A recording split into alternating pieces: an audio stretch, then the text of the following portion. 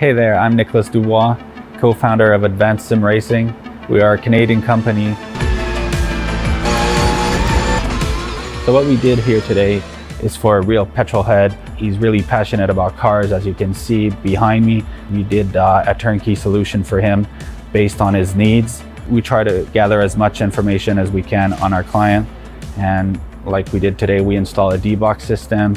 We install ultra-wide cube control steering wheel. We try to provide the best quality for your budget.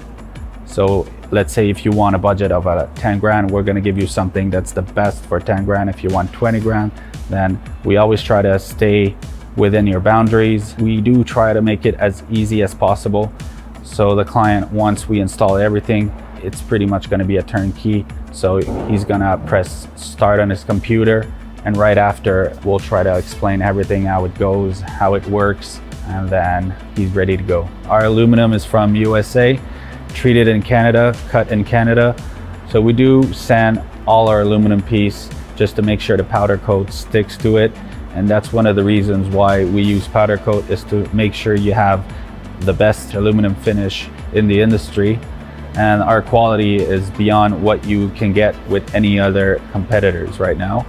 We are really, really passionate about all the gear, all the cockpits, all the sim hardware, and that's why we want to create something that's really gonna reflect our passion into our product. Come visit us at advancedsimracing.com. You can always reach us if you have any questions. You can call us, you can text us, you can go on Facebook, like our page, ask us questions over there, and we'll make sure to answer every questions there is. We are very passionate about what we do, and we try to make it as easier for you to go into the sim racing world, because there's a lot of gear, there's a lot of options, but let us guide you through your process, and let's hope you'll be an Advanced Sim Racing customer.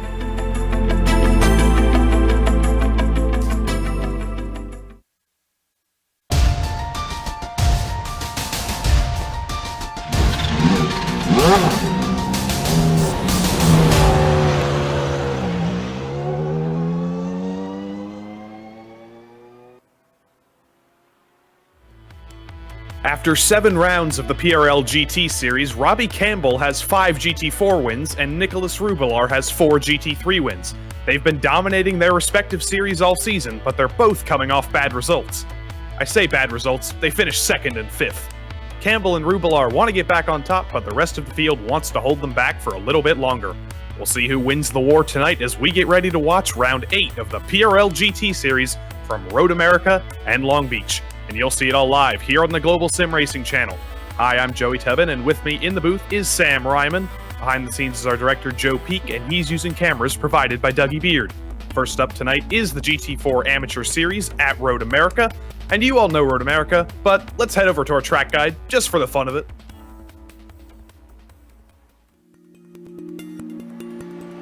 Welcome to Road America. Nicknamed America's National Park of Speed, it's easy to see why just by looking at how the track is laid out. Long straights are a major feature, and drivers will build up incredible momentum before they find themselves interrupted by tight 90-degree corners. In fact, for a 4-mile circuit, it has shockingly few turns. It also has little in the way of variation in layouts. The main course is only broken up once with a single chicane added in the bend version. But don't take this to mean that it's a boring track. Elevation change happens many times over a lap, with a few places taking you into corners which are quite blind. But 2 of the turns on the back half of the course are perhaps the most distinctive. One is the carousel with its more than 180-degree radius. It just feels like it never stops. The other is the kink. Terrifyingly fast with very little runoff, it can end someone's race in a flash. As you'd expect, the heavy braking zones make for some ideal overtaking spots. Turn 5 sees plenty with its downhill entry. The hurried downs can offer drivers a chance at a sneak attack if you're brave, and then Canada Corner gives you one last shot before the lap is over. It's no wonder major organizations such as IMSA, IndyCar, NASCAR, and the SCCA all host major races here. All in all, many drivers rate this track as the best track in North America. Many who hop in the seat and try it can quickly understand why.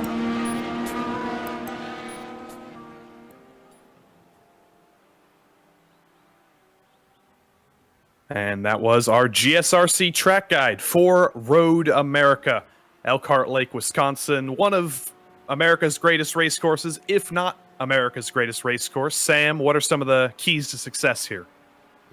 Yeah, well, this is the overview, the aerial look of Road America. You can see it's a 14-turn, 4-mile circuit, almost Grand Prix-like, honestly. One configuration. It looks like, with the right safety advancements, it could be a Class A circuit, but I don't see that happening in the near future. And honestly, it would kind of ruin a few things if it did, because there is some danger, there is some peril around the circuit. You can see as we pan our camera over the front straight here, the walls are not too far away from you. There's lots of grass, not really many runoff areas around here. If you go off track here, you're going for a little bit of a ride. So it's definitely got an old school feel for it, but a lot of long straights with heavy braking zones, which create great passing opportunities. And speaking of danger and peril, there's nothing more dangerous or perilous than an unsponsored league, but luckily for the PRL, this broadcast is brought to you by ASR. Owned and operated by passionate SimRacers, Advanced SimRacing designs and builds the sturdiest and most durable aluminum profile racing simulation cockpits available in the market today. Visit them at advancedsimracing.com. And tonight's race is also sponsored by RaceLab. RaceLab helps you to improve your driving skills with modern overlays, race statistics, and native VR integration. You can get the best out of iRacing. Start using it now for free at racelab.app. Today's broadcast is also proudly sponsored by ButtKicker. ButtKicker products add an incredible immersion and realism to any game. Feel every nuance and truly put yourself in the driver's seat. Check them out at thebuttkicker.com. Today's event is also brought to you by SimMSA, which stands for Simulation Motorsports Affinity. It provides many consulting services, from completely customizing simulators to managing teams, individual drivers, and complete events. They're working hard to help bring everyone together at one place to support and promote sim racing internationally. Find out how you can bridge the gap between virtual and real motorsports at simsa.net. And finally, the PRL GT series is also brought to you by NinjaTrader. Ready to compete against the financial markets? Supporting over 60,000 users across the globe, NinjaTrader provides award-winning trading software and brokerage services. NinjaTrader is always free to use for advanced charting, backtesting, and trade simulation.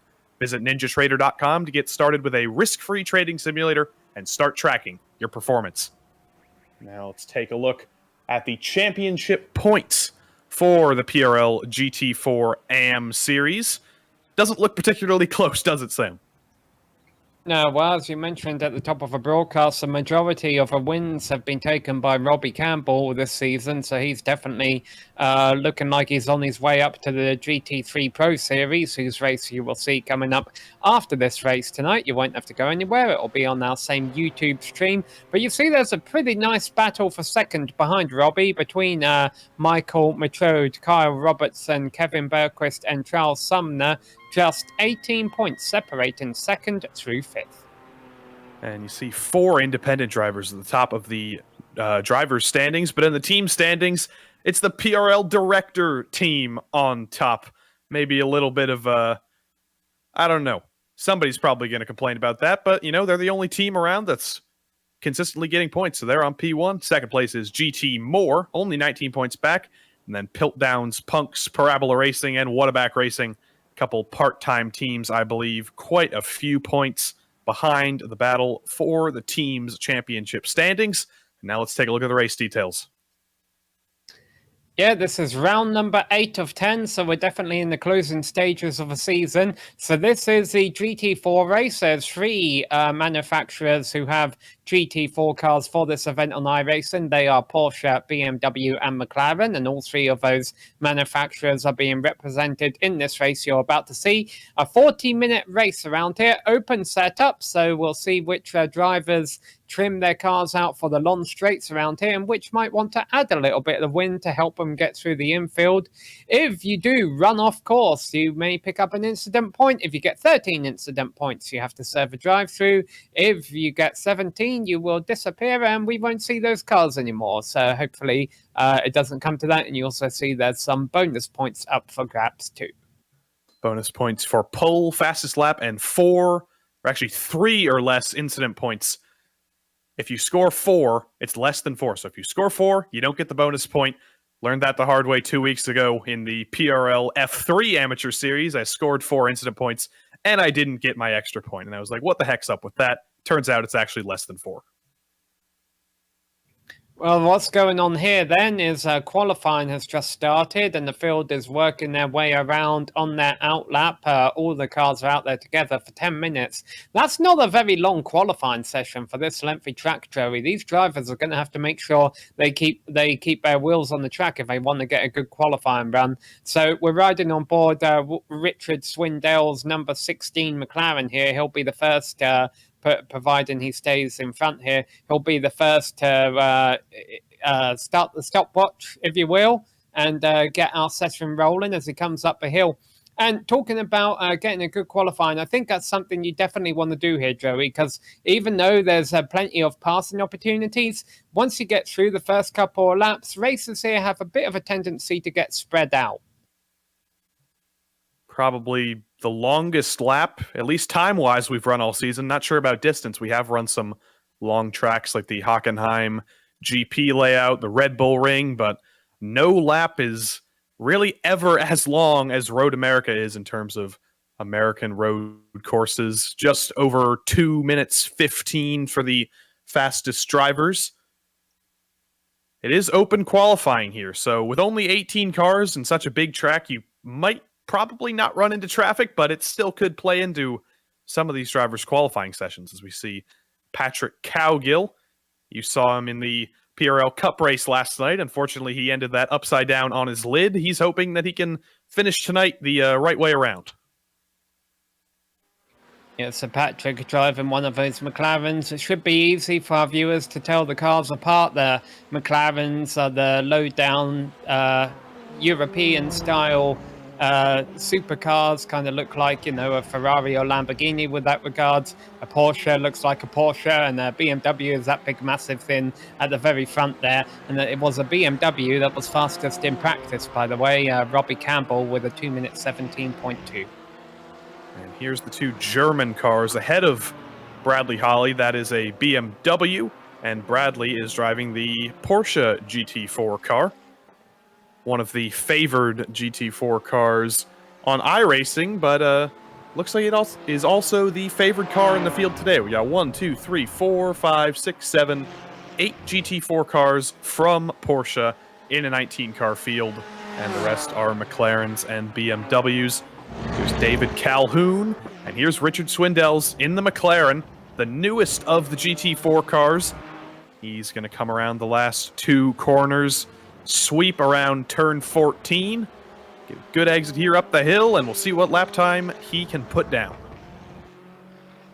Yeah, and Bradley Holly, we saw him run wide at the kink, and that will have disallowed his lap time. So as Swindell's crosses the line, let's see if Calhoun behind him can beat it at 2:18.2 to kick things off. Calhoun crosses the line, also a 2:18.2, but slightly faster. And sorry, I read the numbers wrong. It was actually David Calhoun in the BMW who was fastest in practice.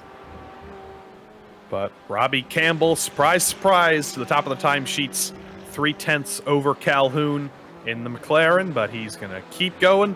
He's going to go for another lap.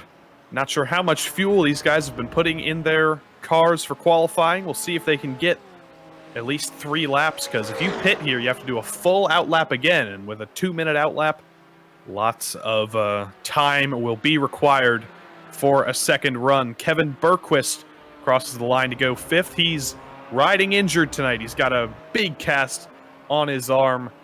Unfortunately, had an accident, broke his arm. The doctors have put a big blue cast, going to restrict his mobility, but good for him. He's still going at it, and he's going pretty quick. He's in the middle of the field right now, only 1.2 off the lead. And already just down to 4 minutes in the session, and most of our competitors have only been able to turn 1 lap in so far. Here comes Peter Newhook coming up the hill to put his first time in his Porsche. And he has gone 6th quickest with a 2:19.1. Here's Michael Pavolano in the another McLaren. Lots of McLarens in the field, not as many as the Porsches, but quite a lot of McLarens and quite a lot of red McLarens. The number 101 car, he's going to cross the line. What's it going to be? It's not going to be good enough for pole, and that lap did count. It's 2:19.2. Just took a while to load in, puts him in 8th place at the moment. Yeah, as a Formula One fan, a red McLaren shows me off a little bit. This looks more natural. Grey McLaren, if you want to go back about 10 or 20 years. Robert Swindell, so he's going to be our first driver to put 2 laps on the board. Or he would if he had enough fuel to do so, but he doesn't, so he's coming in. So David Calhoun will be the next car across the line, and we want to keep an eye on him because he's currently 2nd fastest, only 3/10 off of pole position, and he comes across the line and doesn't improve. And we should remember that it is open qualifying, so if you do cross the line with time left on the clock, you will most likely get to complete your lap. Now, there is a 2-minute time limit after the checkered flag, and with a lap that's longer than 2 minutes, if you cross the line with 1 second to go, you might not get to complete your lap. Yeah, and only 14 cars have registered the time so far, and a few drivers out there struggling. I noticed Charles Sumner hasn't turned the time yet, and he just had an off track on his lap over at Canada Corner, so he won't be able to log one this time by. Also waiting to see times out of Danny Cavanto. So I think we have a couple of new names in the series this week, Joey. Yeah, lots of drivers who've been racing in the last couple rounds to bring up the field count or bring up the car count and try their hand at GT4 cars. Lots of PRL Cup regulars. Bradley Holly, Mark Kalin, Charles Sumner, Danny Cervantes, Patrick Cowgill, all trying different discipline than what we're usually used to seeing them race here on GSRC. Here's Peter Newhook. Can he improve from a 2:19.1? Yes, he does, by half a tenth. Peter Newhook down to a 2:18.6, and he goes to 6th. Got Michael Pabaleno on screen here. He's not sure what's going on with the timing here. It says he's only 12 seconds through the lap as he's coming to complete it. So, yeah, something. Oh, that's because he was blinking in and out. Well, let's see what his lap time actually was. He hasn't beat a 2:18.8, so he's still down in 9th. Here's Bradley Holly. Hasn't set a lap yet. He only has a minute left, so this is going to have to be his lap. He's currently tracking pretty decent through the last corner in the Rosemary Custom Homes Porsche 718 Cayman GT4. Definitely not a mouthful to say.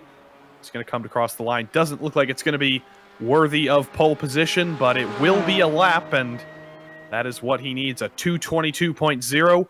But did he get an off track? Yes, he did. Lap doesn't count again. He's only going to get one more shot at it. Yeah, we'll have to try and keep his car on the track here. A 40-minute race, though, like I say, a bit of a lengthy race, honestly, with the passing opportunities around here. You can definitely try and make passes. By the way, I was just looking at the manufacturers so far. It's McLaren, BMW, McLaren, Porsche, your top 6. Kyle Robertson is at Porsche in 5th place, and he's still at Porsche in 5th place. Here's Charles Sumner. Like I say, last lap around, he was off at Canada Corner. Hopefully he's been able to keep it clean this time by, or else he's not going to get a lap time in at all because the checkered flag is out. Charles Sumner didn't have a great day yesterday at Watkins Glen. He crosses the line with a 2:19.9. That's a solid lap, up in 13th, ahead of Cowgill, ahead of McDonald, and ahead of Burmeister. Here is Adam McDonald trying to improve from a 2:22.3. He's not going to improve. He's already past that. Yeah, so we have an all-Porsche 3rd row right now. Let's see if Peter Newhook can move himself up from 2nd on the grid in the 2nd of those Porsches. Nope, that's not an improvement. Michael Pabiano down in 8th place at the moment in the top half of the grid, but he still wants to improve from the 4th row. 2:18.8 on his last lap was his best lap, and he's either out of fuel or he's just slowing down. Pabiano will not improve, but Bradley Holly, one of the last cars, if not the last car that's going to set a time here. He's tracking decently. 150 as he goes through Canada corner. He's got to nail these last two and hopefully not get a 1X. If he didn't already, ooh, very close there, but didn't get all four wheels off. He should still be good through the final corner, up the hill. Let's watch the clock. Yeah, I think he's leaving a tiny bit on the table. I wouldn't be surprised if he is. He definitely doesn't want to risk going off and starting at the back of a grid. A 2:18.2 was what I did in practice, a 2:18.9 here. So yeah, definitely not his best time, but enough to get him in the top 10. At the last second, he finally gets one in, puts it ninth, dead in the middle of the field. Spencer Semkowicz looks like he parked it. He's back in the pits. We'll go to the grid now. A couple drivers still doing their outlaps, but they will not set a new time. P1, surprise, surprise, Robbie Campbell is on pole. He's alongside Michael Michaud in second place. Then David Calhoun and Richard Swindells make up row 2. Kyle Robertson didn't get a lot of practice time in, and he starts P5 alongside Peter Newhook in 6th. Johnny Luna, a solid lap in 7th alongside Michael Paviano in 8th. And then it's Bradley Holly in 9th and injured Kevin Berquist in 10th. Yeah, nice job by Kevin there. Baron Hilton will be starting from 11th position ahead of Glenn Vanko. Spencer Semkowicz will start 13th ahead of Charles Sumner. Patrick Cowgill and Adam McDonald round out row number 8. And then Jason Burmeister was the last driver to set a time. Less than 7 seconds off of the pole time. Remember, it's a fairly long lap around here. Mark Kalin and Danny Cervantes, no time, so they'll be starting from the back of the field.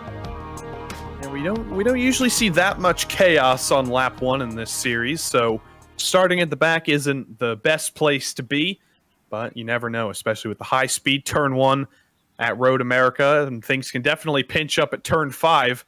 What do you think we're going to see on lap 1 here? Do you think drivers are going to be aggressive to get that track position, or do you think they can be patient with the long straights here?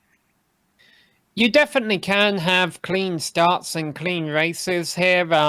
Typically, when I come here for official series races, I'm not afraid to mix it up if I'm starting in the middle of a field because I know there's room to escape. You know, there's grassy areas. You can pick and choose your battles sometimes. That being said, it looks like there's a mixture of experience levels in this GT4 field. There's quite a wide spread between the fastest time and the slowest qualifying times. So I wouldn't be surprised if we see a little bit of drama, particularly towards the back. That's another reason why I think qualifying well is something you want to do at this circuit. Won't be much room for error when we go to the GT3 race in a few minutes, but we still got 40 minutes of GT4 action to get through before that. Everybody's gridding up. Got a minute until we set off here, and then we're doing a full pace lap at Road America, which takes about 4 or 5 minutes, at least feels like in the car. It's probably the longest pace lap you can do. What does that feel like in the car when you have to sit for that long on a pace lap before you can actually go racing? Yeah, it's a little bit frustrating, I suppose, but it does give the drivers an opportunity to warm their tyres up. I have a feeling there's a lot of big fields normally race here at Road America. I remember, I think our first ever Spec Racer 4, the big grid race that we did here on GSLC a long time ago, that happened at Road America. We had 60 Spec Racer 4s racing around here, so that was fun.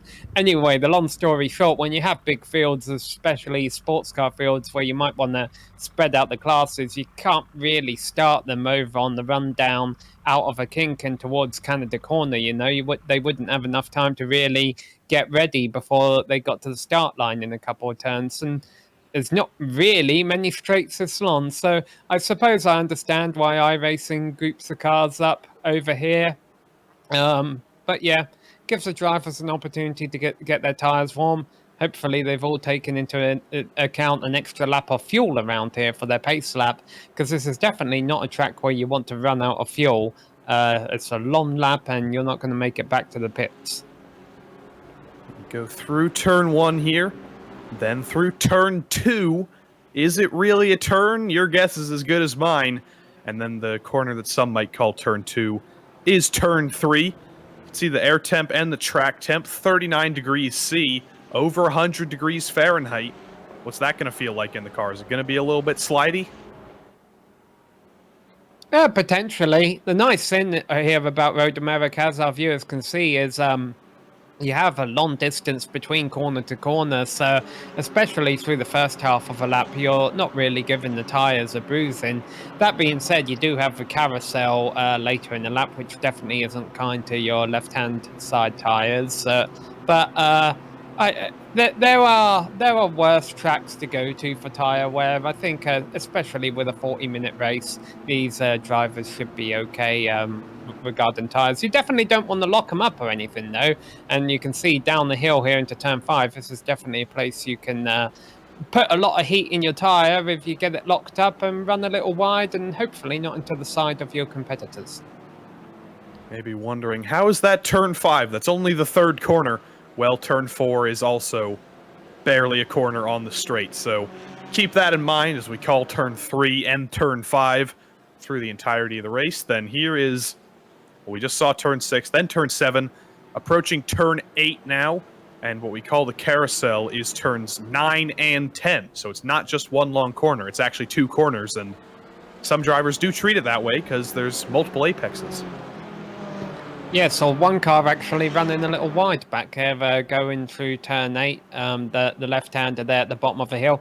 Turn 8, actually, I think is underrated. It doesn't get talked about as often as it should. It's very tricky to get right because it's downhill, it's tighter than you think it is, and a lot of cars sometimes may dip a wheel out in the grass or the gravel on exit, or have a bit too much wheel put into the car and then wheel spin it on the exit of a turn. I've seen and been involved in a few spins there at the exit of that corner on iRacing.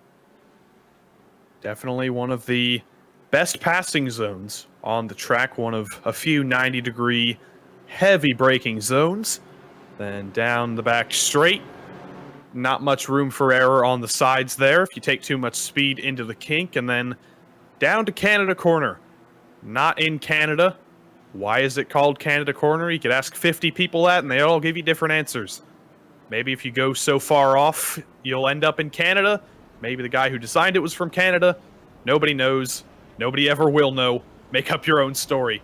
But we've got a couple more corners to go through turn 13, Thunder Valley, and then to turn 14, the final corner of the track, and the first corner of the race awaits the PRL GT4 Amateur Series drivers here at Road America.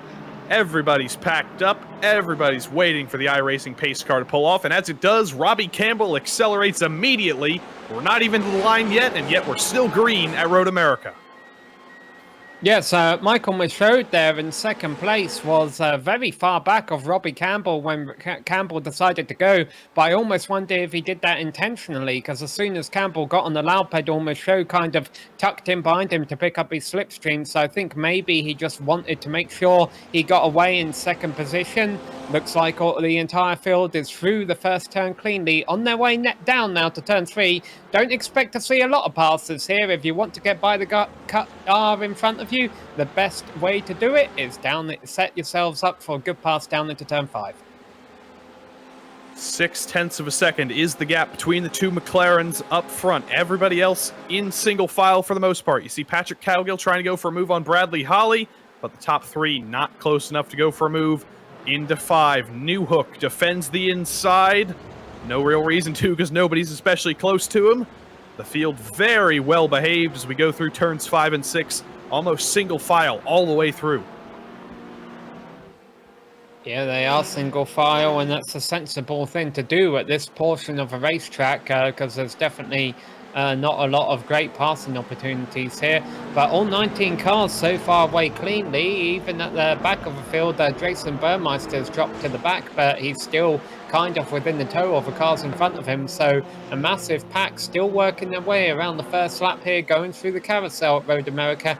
Now they come up to the kink. Now this will be a bit tricky for some of the drivers further back, because these cars are a bit aerodynamically dependent, and some of them may have to lift a little bit more than they anticipated with the dirty air coming off the cars in front of them. Peter Newhook from 6th place has gone off and 3 wide down the back straight, where Peter Newhook just went off and lost a couple of positions to Bradley Holly, to Michael And Kevin Berquist coming through there. They're all getting into the brake zone for Canada corner, but Peter lost about 4 positions there. Newhook and Pabiano both just absolutely sent it into the grass, and Bradley Holly said, "Thank you very much. I will take those 2 free positions."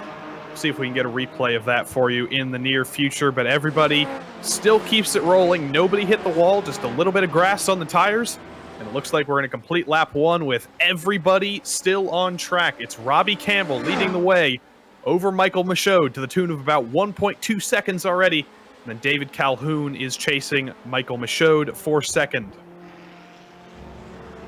Yeah, I anticipated a bit of drama towards the back of the field because of the mixed experience levels here, but so far it's been a clean opening lap. And here you see, we mentioned it could happen, and Peter Newhook made me look smart, which I'm not very good at doing, so thank you, Peter, for doing it for me.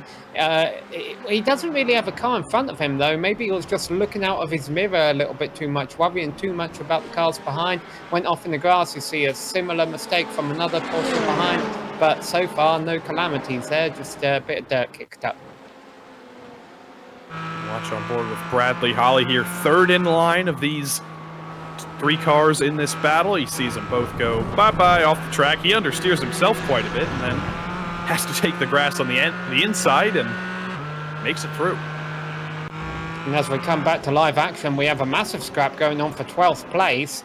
Glenn Vanko has just made a move on Charles Sumner, who's dropping back a little bit. Sumner has a BMW of Danny Cervantes to the outside of him. Danny didn't turn a lap in qualifying, so he's trying to figure his way out through the field here, and it's leading to some interesting racing right now. And in the wasp-coloured BMW, that's Mark Kalin dropping back. Another wasp behind him, Patrick Cowgill. Yeah, big lockup from Kalin. Not the purple machine we see him race in the Cup broadcasts. He is in that Wasp black and yellow motor vehicle. vehicle. Not an official term, but it does the job. Yeah, Yellow Jacket Wasp, Pittsburgh Steeler, whatever you want to call it. There goes Cowgill. Oh, big hit. That's a huge hit. Spencer Semkowicz. Massive hit into the Armco at the kink. Oh, and Swindell's gone off from 4th place. We'll watch a replay here. These pretty much happened at the same time. So we'll see what happened to Spencer Semkowicz down in the kink. But right at the same time, Richard Swindell's from 4th place has gone off at Canada Corner in his McLaren. Oh, did he just get one wheel on the grass and that just sent him into the inside wall? And that's Swindell, so we'll get a replay of what happened to Swindell. He was running in a nice 4th position. But yeah, that's what happened to Spence. He just got a little bit too out wide right there. And well, Richard actually almost had the same thing happen to him here. So what happens to Richard down in Canada? I'm guessing he gets his wheels in the grass. Oh, we got hit. That was bizarre. I have no idea what that was. It looked like 2 cars just spawned inside of each other. That was a BMW. Yeah, on that would the have been inside. Johnny Luna.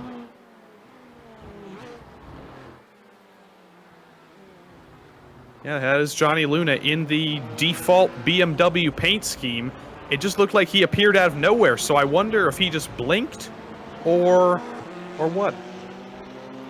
And Michaud just got back by David Calhoun. They've been fighting for second place, going back and forth here, and Michaud started second, and now he's back in second. Yes, I just went back and watched it on my sim on my computer here. No, they were battling for position. There was a little bit of netcode, but I think the incident would have happened no matter if it had been netcode or not. So I've got to imagine Swindell's isn't the biggest fan of Johnny Luna right now. David Calhoun trying to hunt down Michael Michaud once again. Make the move back for second through the kink. He's got a decent run here. He's going to be in the draft. It's the BMW versus the McLaren. Michaud probably going to defend the inside here. No, he isn't. And Calhoun doesn't send it in too hard either. Oh, Michaud, a bit too deep. He tried to look to the inside, but Michaud still had enough of a run. Going through Canada Corner, and now Luna's back at it again. Luna and Robertson also going at it for 4th. It's a 4-way battle. That's 2 battles wide. Yeah, so Luna has blinked in and out a couple of times this lap. So I think what happened is he might have not been able to see Swindell's. He backed out from the incident because he realized he was having connection issues, and now he might have thought that, okay, things have cleared up, I'm going to try and get these positions back now. Down to turn 1. The draft not looking that effective between the BMW and the McLaren. The McLaren, it looks like it punches a smaller hole in the air than the BMW does. How effective really is the draft in these GT4 cars, even when you have such a long straight like you do 4 or 5 or 3 or 4 times at Road America? Yeah, I've got to imagine these cars aren't on the straight long enough. They're not that... They're not the most aerodynamically dependent machines, although it certainly does help them. That being said, let's not forget this is open setup, so we'll see if anyone is a bit better at getting down the long straights than their competitors. Right now, we have a real nice battle here. Calhoun, Robertson, Luna, all nose to tail. Remember, this is the AM driving division here. We have a pro race coming up at Long Beach after this. So you could be forgiven for anticipating these drivers all about to rear-end each other. That being said, it's been mostly some very clean racing in the opening 10 minutes. Yeah, Johnny Luna doing a great job on the brakes in all these corners. He almost gave Robertson the bumper as he's going to send it down to the inside. Everybody checked up entering the carousel. Luna found a car-shaped hole on the inside. But Kyle Robertson's hanging tough on the outside, and he can't hang tough any longer. He goes out into the grass. Johnny Luna up into 4th place. And now Calhoun and Michaud getting close down the back straight. Calhoun lost quite a bit of momentum through the kink, though. Will Luna think about a move into Canada corner? Calhoun tries to block the inside. He sends it down the inside of Michaud. Calhoun's up to 2nd. Johnny Luna's up to 3rd. Well, Luna did a great job of seeing the opportunity there. He saw the door open when Michaud was kind of forced to take a wide line, and he followed Calhoun through. I didn't think it was going to work, but it did. Now, Luna is definitely on the move. I wouldn't be surprised if we see him try and make a move for 2nd place into the first turn. Again, the BMW probably punches, as you say, a massive hole in the air. This is definitely a long enough straight, and Luna is definitely close enough that I think he's going to be able to make a pass here. He's going to have to do it the hard way, though, looking around the outside. Getting the draft off both BMWs is Michaud, but there we go. Luna has outbraked his competitor in the fellow BMW, and Luna has gone from 5th to 2nd in about a lap, as the battle's on for 3rd now. Well done, Johnny Luna. He seems like he has the brakes figured out like nobody else does in this battle. He's legitimately passed his way from 5th to 2nd. Something is figured out on that BMW, so good for him. Calhoun in the crutches of Michael Michaud now. Kyle Robertson's there as well, and Bradley Holly's there as well, a little bit further back. He's watching these guys all fight, and he's happy because he's going to be gaining on them. Here goes Robertson to the inside of Calhoun. Not going to be close enough to make a move just yet, but up into turn 6. Can he be late enough on the brakes? He can't even see Calhoun. Oh, and he won't see him in his rearview mirror. Yes, he will. He does see him in his rearview mirror now. Clear into turn 6. Yeah, so Holly has run down this battle. Meanwhile, of course, Robbie Campbell has been checking out ahead of this battle as they've all been scrapping for position. And Calhoun deep into turn 8. He's able to maintain that 5th position for now, but after being 2nd at the start of this lap, I'm sure he doesn't like being back here in 5th, maybe even 6th, if Holly finds a way by. Fortunately, none of these drivers have tore up their cars yet and gone to the pits. One driver who hasn't been as fortunate is Jason Burmeister. He had to crash at Canada corner last lap, but so that's 3 cars now in the pits. And Spencer Semkowicz disconnected after that big hit at Canada corner. No fast repair, so there's too much damage. He didn't think there was any point still going out. Jason Burmeister as well has disconnected. Unfortunately for them, their races have basically ended before they've started, but here's Bradley Holly. He's on the move now, passing by David Calhoun. He's made the move. Easy does it into turn 12. And now Michael Pabalano is coming into view in that red McLaren, back in 7th position.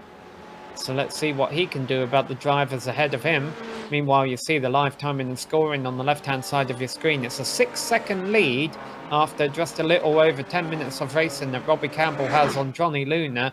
And I'm going to be watching that gap over the next few laps to see if Luna can do anything about it. We're also going to see if Michaud can catch Luna. Luna's checked out a little bit from this battle as they've been fighting. He's looked very quick, but Michaud trying to fight back, take that second place that he got in qualifying, take it back. Kyle Robertson as well wants to be in the fight. Bradley Holly's fallen back just a little bit after fighting with Calhoun through 12 and 13, but he's really hoping that these two still go side by side. But Michaud pulls away a little bit on the straight from Robertson. On the brakes, Robertson a teensy bit better, though, it looks. So these two pretty close as we go up to turn 6. Yeah, and as we go into turn 6, we enter the part of the circuit where we don't normally see that many moves.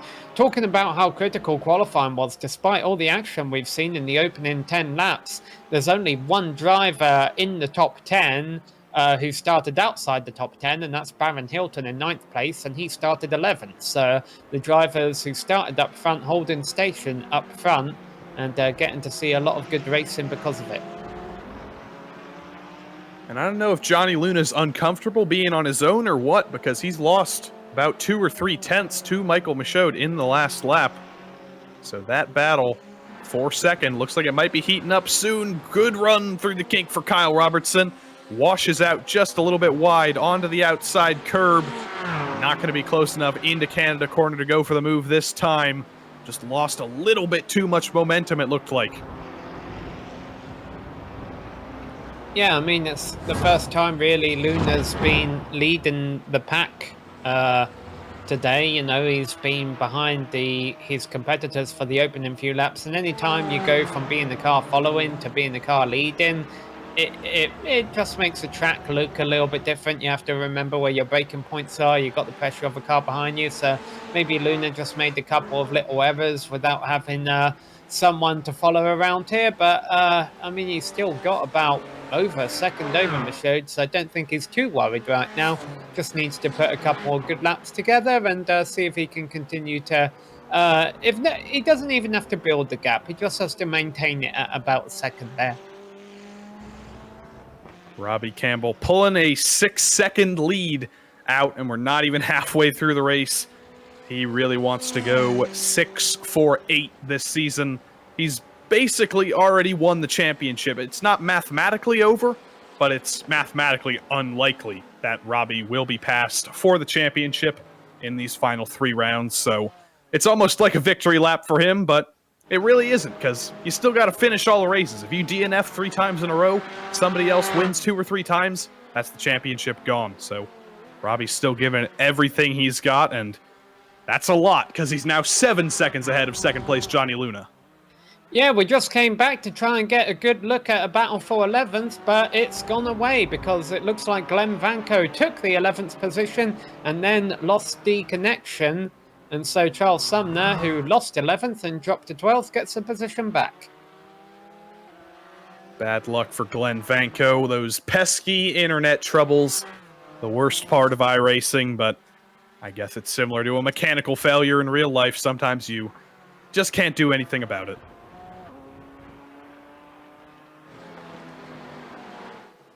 Battle for third still going strong, and Johnny Luna, he's lost like 7/10 of a second to Michaud. I don't know if he made a mistake or what, but he's just plummeted back into the clutches of Michael Michaud and Kyle Robertson.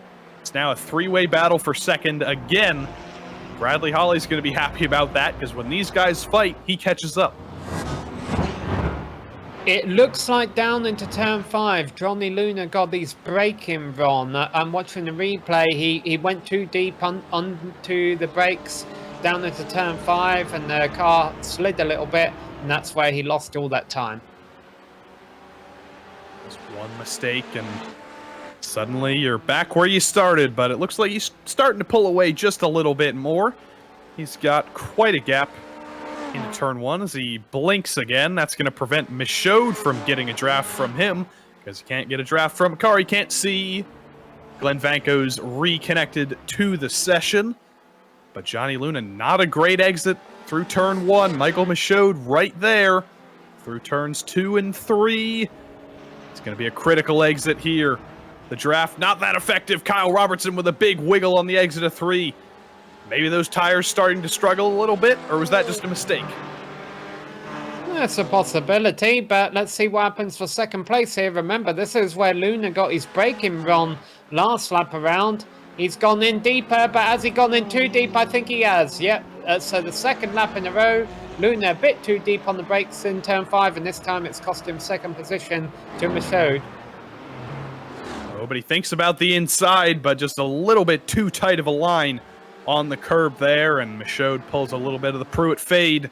Just one car off out back. I think I saw Michael Paviano go for a little bit of a run through the grass, but he appears to still be rolling, so no harm, no foul there. But we're going one by one through the carousel. Michael Michaud is back in second, but we know how good Johnny Luna is on offense. That was close to the inside left rear quarter panel of Michael Michaud. Johnny's been good at making passes, but can he do it again into Canada corner? Yeah, I was going to say I wanted to see a replay of that save that Michael had, but we should probably steer away from that because we've got much more entertainment up here with this battle for second right here. We've already seen Luna make us pass once, but then he lost the position after making a couple too many mistakes. It's all over the back of Michaud. Got to imagine Michaud's not too thrilled seeing that BMW right behind him. He said, hey, I let you have your chance in second place and you blew it. Let me lead this pack. But obviously, I think all these drivers recognize the fact that they're not going to win this race. So they're pretty much all racing for the winner of a best of the rest. And so they're probably not going to be friendly about it, especially as we approach the halfway point on time. Well, you never count anything out. Anything could happen to Robbie Campbell. We don't want to curse him, but there could always be one mistake that puts him in the wall, or even a disconnection, or a pit speeding penalty, or anything. So that is why these guys are fighting so hard. Kyle Robertson tries to cut through the grass on the inside of turn 1. That shortcut's not going to work, and now Bradley Holly's all over the back of him, but Bradley thinks better of sending it down into turn 3. They're going to stay in this single file line, 4 cars long. Michael Michaud looking like he's going for a little bit of a snake down the back straight. Maybe just following the natural curvature of this not so straight.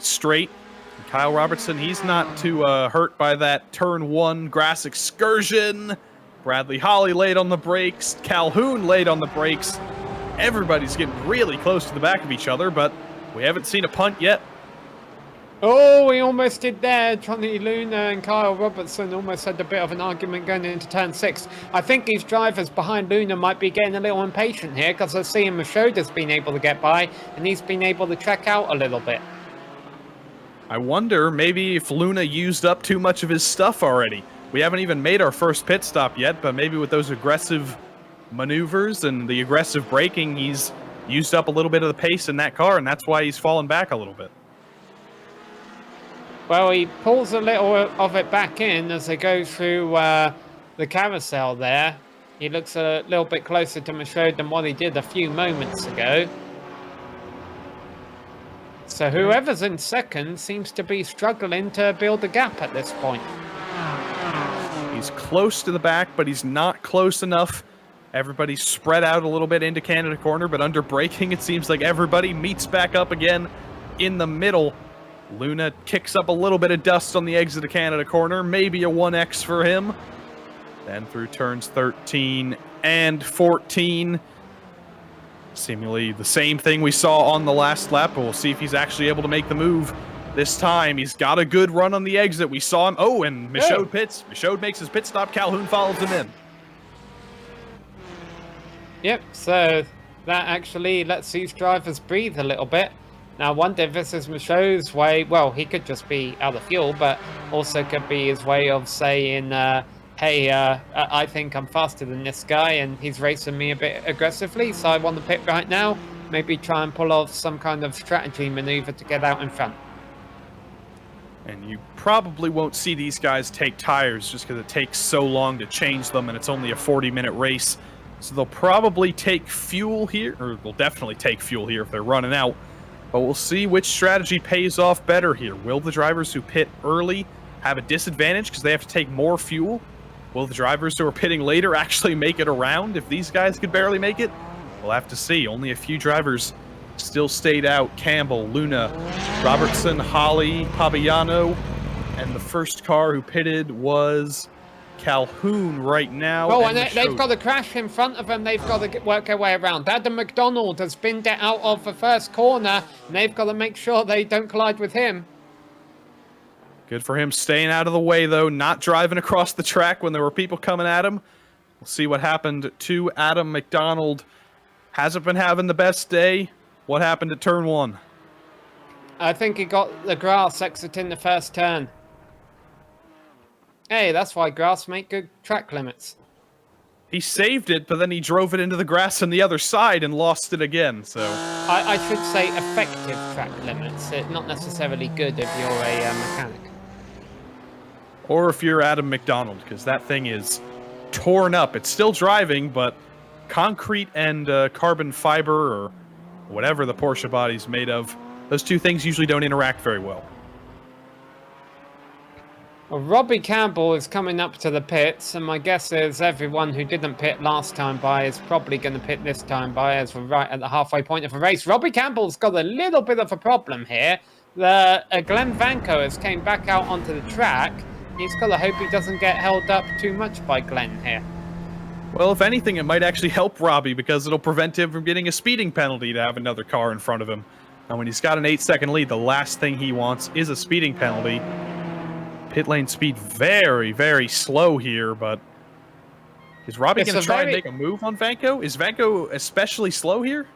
Yeah, I wouldn't be surprised if he does it just out of courtesy anyway. So Kyle Robertson stayed out, but importantly, everyone else from that second pack came in. So the drag race exiting the pits here. Oh, there's not going to be one. Johnny Luna has overshot his pit stall. So that is a break that Michael Michaud and co. wanted to see. Bad news for Luna. Just one mistake, and it loses you quite a few seconds when you have to back up into your pit stall. He's been sitting there for quite a while. Now he leaves the pits. 18.3 seconds in the box, but a total of 53 seconds in the box. That's 7 seconds slower than David Calhoun spent in there. Yeah, Calhoun was able to jump Michaud by a country mile during their round of stops, even though Michaud hit his pit markers perfectly. So I think you mentioned at the time that could be something to do with fuel, maybe. Maybe Calhoun took a little less fuel. But with the exception of Kyle Robertson, looks like everyone cycled through their pit stops, and you can see there's only 6 seconds between Campbell and Calhoun. So Calhoun did have a very short fuel stop, and I hope that means he's got enough fuel to make it to the end. Speaking of not having enough fuel, what's happened here? Kevin Berquist in trouble. Did he not take fuel in his stop? That is possible. You can uncheck the fuel box. But I'm sure maybe he's just letting the leaders by. He's on the lead lap, bud. It's possible. I'm looking back at him. No, he's not up to speed. So he lets one car by now. I don't know what's up with this. Yeah, maybe that's possible. We're hearing maybe his pit limiter's stuck on. That would be a strange issue, but more in the inconveniences for Kevin Berquist in this race. He's already riding hurt, and now he's got a technical issue or a pit issue. We'll see if we can hunt down what happened to Kevin a little bit later, but the battle for 5th rages on. Will be the battle for 4th when Kyle Robertson inevitably pits. They hope, and now he's in. Yeah, need our digital clock back up there, but I can tell you there's about 15 minutes left of this race. Obviously, one nice thing here is that, there we go, 13 minutes left of this race. One nice thing is that Kyle, if he has saved enough fuel, shouldn't have to take as much as his rivals did. Oh, but there we go, already longer than David Calhoun's stop. Yeah, I'm worried for Calhoun a little bit. He's either got it right on the money or under. It was 6 seconds faster in the pits, so that's a lot of fuel that he could have put in there, or a lot of fuel that he didn't put in there, rather. that Michaud and Calhoun and Luna and the rest of the gang did. So hopefully for Calhoun, he has got this right. But bad news for him, he's fallen to Kyle Robertson, who has jumped everybody by going long here. Yeah, no, Except Campbell. Well, I didn't expect that when I saw how long Robertson's stop was going there. I thought he'd come out behind a couple of them, but yeah, no, a nice pit sequence. Sees Kyle Robertson up into second place. He's using all the runoff area to get through turn 5.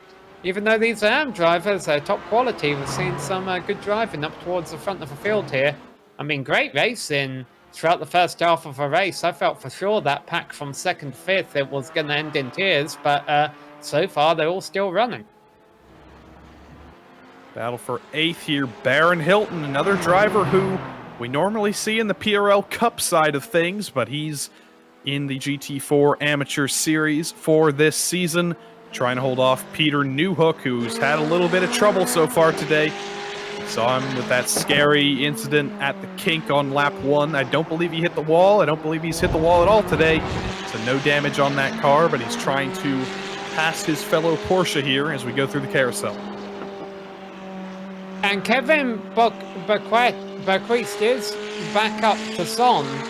When he got down to turn 5, I'm checking his cockpit view right now, he was able to turn the pit limiter off. So we're right, his pit limiter was stuck on all the way down through turn 5. Now he's finally back up to speed, but obviously the damage has been done. Absolutely bizarre stuff from Kevin Bergquist. Honestly, I wonder, with his right hand in a cast, I wonder if he just wasn't able to click the button to turn the pit limiter off. That's possible. I used to have a problem. I had a steering wheel that it had to be screwed on to the base, and every now and then it wasn't properly secure, and the button would just automatically activate itself, and that created a couple of scary issues. Obviously, that's I'm pretty sure that's not what happened to Kevin there, but yeah, there's more to iRacing than competing well than just pushing the pedals and turning the steering wheel at times. But there has been a lot of that in this big battle for 2nd place, for 3rd place, for 4th place. It's a 6-car battle now, or a 5-car battle for that 1 2nd place spot. Kyle Robertson really checking out from Calhoun. Michaud trying to fight back, get that 2nd place back, and Johnny Luna trying to fight back from that pit mistake or pit issue when he overshot his box. We know he likes to make moves. He's trying to chase down Michaud. Calhoun just really made it easy for them. Yeah, really Calhoun, slow from Calhoun. He completely overshot turn 6. Oh, and Luna gets in the grass exit in 7 there. Yeah, that pack we had before the stops, I think it's back. But Kyle Robertson's happy about what he sees in the mirror. Calhoun going off at turn 6 like that. It's a 3-second gap up to 2nd now, so I think it might only be a 4-car battle now. And it's no longer the battle for 2nd, it's the battle for 3rd. Yeah, Michael Papalano will like seeing this on his relative, his F3 screen, noticing they're starting to get ready to battle for 3rd to 6th. This could be good news for him in one of 2 ways. Either they'll all wreck, or they'll all hold each other up, and maybe he can become part of this pack. So, oh, and another mistake from Calhoun. Michaud's all over the back of him. He's going to look through the inside, going through this kink. Yeah, that didn't work out too well. Oh, boy. Wow, and Luna had to get on the brakes, or else that was going to be a ram. And there we go. Calhoun into Michaud into the gravel. And that takes P3 and P4 off. They get back on track before Papaleno comes around, but now he's going to have much more momentum than them going up the front straight. That was bizarre. It looked like Calhoun got on the brakes through turn 13, and then he just went straight into Michaud. See a replay from Johnny Luna's perspective. He was behind all the action. What on earth happened? Yeah, well, this is a bizarre move to start with. This move is never going to really work out for Michaud, and Luna did a great job to not run straight into the back of Calhoun there. And then, like I say, Calhoun just understeered, and yeah, that's obviously on Calhoun. And Calhoun's back in the pits now. Was fifth, and he's going to fall all the way down the field. We'll see if he gets back on the track once the damage is fixed. But Michaud still on track, but unfortunately he's back a few positions, and he is under attack from Michael Pabiano right now, who wants 6th place, or 5th place now. Yeah, so we've got a two-way battle for 3rd and a two-way battle for 5th. Luna's still having slight connection issues, which I'm sure is going to be annoying Holly. By the way, oh, and they got a spin. They're coming up in front of them. Kyle Robertson almost collects the spinning lapped car of Adam McDonald. Robertson is slow, and he's closing the door almost on Luna. Luna swerves around him and takes 2nd. Adam McDonald with his 2nd spin of the day. He was driving a damaged car, so I wonder if that had a part in that. He just couldn't hang on to whatever was going on with that car. Bradley Holly giving Kyle Robertson a bump draft down the back straight. Is he going to send it down the inside? No, he's going to push Kyle Robertson deep into the braking zone, but he can't make the move back. Go to a replay of whatever the heck happened there. Adam McDonald just... Did he clip the grass up ahead of the 18? No, he just lost it. Damage. Good stuff from Robertson to not hit McDonald, and good stuff from Johnny Luna as well to not hit Robertson. He just swept right past. So 6 minutes left to go, and this... I've got to be honest, there's part of me that did not expect Johnny Luna to still be in 2nd position with a clean car this late in the race, but he's the one that's been benefiting from the others' mistakes here. He was being very aggressive towards the end of the race, but kept it clean. And it's paying off for him. Fortune is smiling on him right now because everyone else keeps running into trouble, and he's been able to navigate his way up into 2nd place, and that's a pretty healthy cushion here as the two Porsches are going to fight it out down for 3rd going into turn 5. Luna still having those connection blinks, so we'll see what impact that has. And Bradley Holly seems to be quite content just to ride behind Robertson here. I wonder if Holly wants Robertson to catch Luna back up before they start battling. He doesn't want to lose, he doesn't want them to start fighting over 3rd and for Luna to get away. Yeah, that is sometimes a strategy you see drivers use. They just admit, you're faster than me. I'm going to let you tow me forward, and I'm going to let you fight for 2nd place. And if you run into trouble, I will say thank you very much, and I will take that position from you. But Robertson not catching Luna through turns 8 or 9 or 10. Bradley Holly very good through the carousel. We'll see if he goes for that bump draft maneuver down the back straight again. You're not going to be able to do that through the kink. Robertson blocks a little bit. Oh, Holly gets loose. He touched the grass on the entry of the kink. Good save from him, but that's going to kill his momentum, and he's not going to be able to go for a move into Canada corner. Yeah, while they hold station here, I just want to make a note. Further down the order, we have had some mixing up for positions during the round of stops, and one of the big beneficiaries has been Mark Kalin. Didn't turn a lap in qualifying, started dead last on the grid in 19th. He is now running in 8th place, so just wanted to give Mark a shout out. Great stuff from Mark Kalin up into 8th place, and I tell you what, he's chasing down 7th place too. Peter Newhook looking like he's struggling a little bit. Last lap 3 seconds slower than Mark Kalin, so I don't know if he got damaged from something that we didn't see or what, but Mark Kalin might be in 7th place before we know it. So there we go, that pack just crossed the line with a little over 4 minutes left on the clock.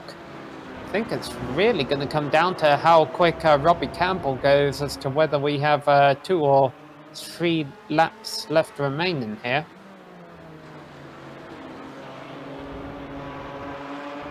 Holly again close to the back of Robertson, who just falls back from Luna through turn 3. He's nowhere near him going down the back straight, but Holly's falling back as well, which is interesting. And now the one driver who we lost from this battle, David Calhoun, he was the driver who was going to be tight on fuel, so he doesn't have to worry about that anymore, and everybody else should be good, as Bradley Holly looks to the inside of Robertson. Johnny Luna blinks out again, but he's back in action right as we go into turn 6. Robertson locks up a little bit, goes wide as Luna maybe surprises him by reappearing in the middle of the corner. Yeah, Luna pulls out a couple of car lengths. Second, the battle for third now. Here we go. Holly, much later on the brakes. He's got the inside line and out on the rumble strip and almost into the gravel goes Robertson there, but he still has the inside line for the carousel. No lap car appearing in front of him this time, but let's see who comes out of this long right-hander with the bronze step on the podium. Neither of them. They're going to be side-by-side through the kink. Oh, that doesn't sound good. Holly, a good run on the outside, though, and Robertson falls back, gets in line, and then he drives off into the grass. He's going to lose 4 or 5 car lengths to Bradley Holly, who now tries to set off and challenge Johnny Luna for second. See a replay of Bradley Holly's move around the outside. We know he's a master of the oval race, and this was a little bit of an oval move. Yeah, it was great driving here. They probably could have stayed side by side like that. Robertson was losing out though, and he recognized, yeah, we can't go side by side through the kink. Probably wanted to set himself up for Canada, but overshot it. All right, so 2 minutes and 5 seconds were left on the clock when Campbell went across the line, so we are on the final lap. White flag, and Robbie Campbell takes the longest possible victory lap that he could ever take. He's got a 13.5-second gap back to Johnny Luna. Doesn't need to do anything crazy. He does want that fastest lap point, but I believe he's going to get that anyway by quite the country mile. So he's just got to cruise at home, and he's going to get his 6th win of the season and really put the nail in the coffin of anybody else's championship hopes. We've got a nice battle shaping up between Peter Newhook and Mark Kalin for 7th on the final lap. Yeah, Peter's damage, or whatever the problem is, maybe he's saving fuel, maybe he didn't take enough fuel in his stop. It's really hurting him here because Mark is all over the back of him. Looks like he's almost pushing him from this shot. He might just be. There might have been a little bit of a bump draft down the back straight, but Kalin pulls out to the outside. Newhook falls back. He's going to have the inside into turn 5, but can Mark Kalin pull a switch back on him? No, Newhook. Oh, Kalin spins it. Oh, he can still recover and try and get a good finish here. There goes Sumner and Hilton. That will drop him to 10th. Looked like he just took a little bit too much speed into the corner, and heartbreaking stuff for Mark Kalin, who's having such a good run. He's still going to have a good result. He's going to finish in the top 10, but he definitely wishes he could have had 7th instead of 10th. But someone who's not going to finish 10th, someone who's going to finish 1st. Robbie Campbell navigates through Canada Corner. He's going to go up through Thunder Valley, turn 13, and then through turn 14. He's got nobody near him. He's been in a league of his own all day, as he's been for quite a bit of the season. He had his off week yesterday, or last week. He finished 2nd, and now he's going to come up the hill to win once more for the 6th time this season. Adam McDonald's going backwards, but Robbie Campbell wins the GT4 amateur race at Road America.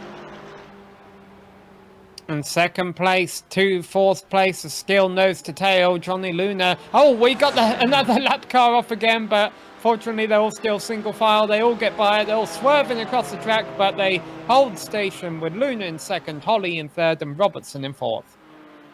And Michaud comes home in 5th. A deep drive into left field by Michael Pabiano in 6th place, and Charles Sumner is going to take 8th here. Barron Hilton behind. Mark Kalin's going to be behind them, and that will be your top 10 here at Road America. The race, not so much of attrition, but we did lose 6 cars, and Sumner makes up 6 spots. Hilton makes up 2 spots. Kalin makes up 9 spots, and Danny Cervantes in 11 made up 7. Go through the finishing order here as the clock ticks down. Everybody finishes their race, but Robbie Campbell finished his race quite a while ago. He dominantly won that one. Johnny Luna, solid result in 2nd, hung on for that. And Bradley Holly, I believe it might be his first podium of the season here. Great stuff from Brad. Then Kyle Robertson and Michael Michaud round out the top 5. Michael Papagiano in 6th, Peter Newhook 7th, then Charles Sumner, Baron Hilton, and Mark Kalin round out the top 10. Danny Cervantes almost didn't make a grid. He only just connected a few moments before the race, but came home in 11th place. Had to Patrick Cowgill in 12th. Kevin Boquist, after spending half a lap on the pit limiter, has to settle towards the last car on the lead lap in 13th. All the rest ran into major issues. Glenn Vanko, Adam McDonald, David Calhoun, Jason Burmeister, Richard Swindell, and Spencer Semprovic. That is your finishing results, and I believe we've got Robbie Campbell with us, the winner of this race. He's ready for us to talk to him. Looked like it was pretty lonely out there, Rob, but your 6th win of the season, and that makes it a 75% winning record so far this season.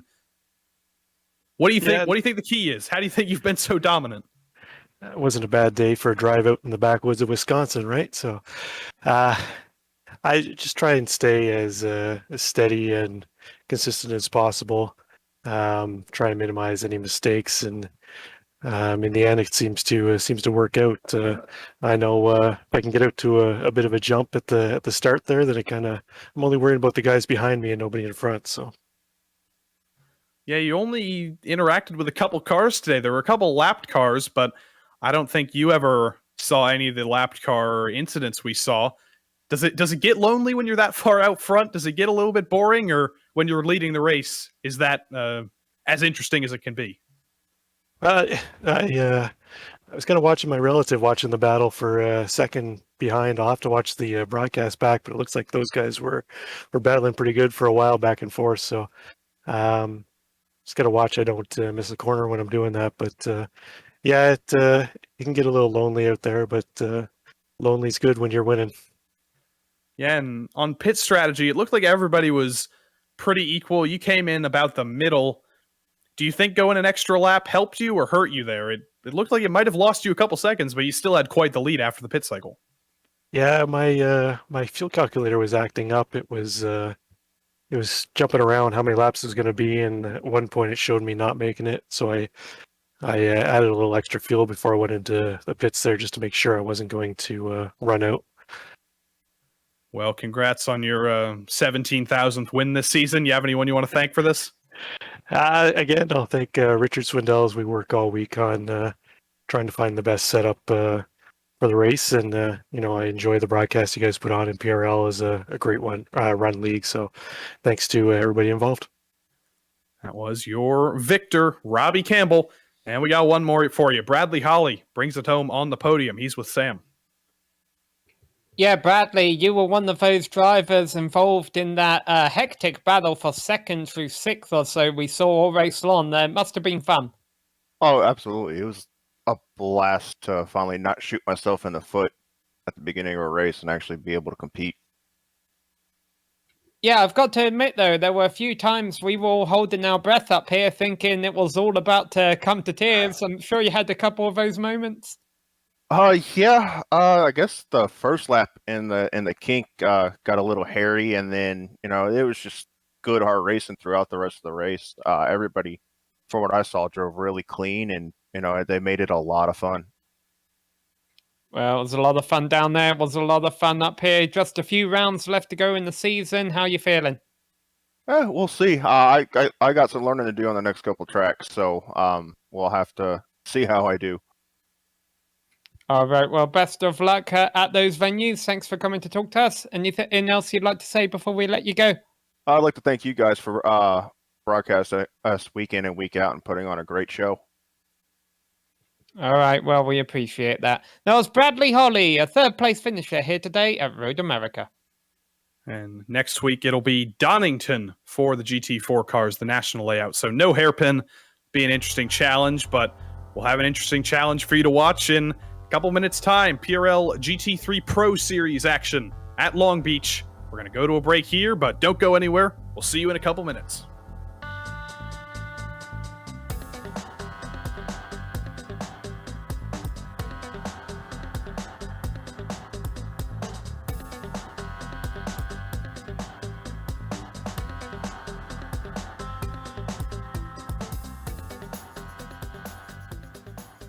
Hey there, I'm Nicholas Dubois, co-founder of Advanced SimRacing. We are a Canadian company. So what we did here today is for a real petrol head. He's really passionate about cars, as you can see behind me. We did a turnkey solution for him based on his needs. We try to gather as much information as we can on our client, and like we did today, we install a D-box system, we install ultra-wide cube control steering wheel. We try to provide the best quality for your budget. So let's say if you want a budget of 10 grand, we're going to give you something that's the best for 10 grand. If you want 20 grand, then we always try to stay within your boundaries. We do try to make it as easy as possible. So the client, once we install everything, it's pretty much going to be a turnkey. So he's going to press start on his computer, and right after we'll try to explain everything, how it goes, how it works, and then he's ready to go. Our aluminum is from USA, treated in Canada, cut in Canada. So we do sand all our aluminum piece just to make sure the powder coat sticks to it. And that's one of the reasons why we use powder coat, is to make sure you have the best aluminum finish in the industry. And our quality is beyond what you can get with any other competitors right now. We are really, really passionate about all the gear, all the cockpits, all the sim hardware, and that's why we want to create something that's really going to reflect our passion into our product. Come visit us at advancedsimracing.com. You can always reach us if you have any questions. You can call us, you can text us, you can go on Facebook, like our page, ask us questions over there, and we'll make sure to answer every questions there is. We are very passionate about what we do, and we try to make it as easier for you to go into the sim racing world, because there's a lot of gear, there's a lot of options, but let us guide you through your process, and let's hope you'll be an Advanced Sim Racing customer.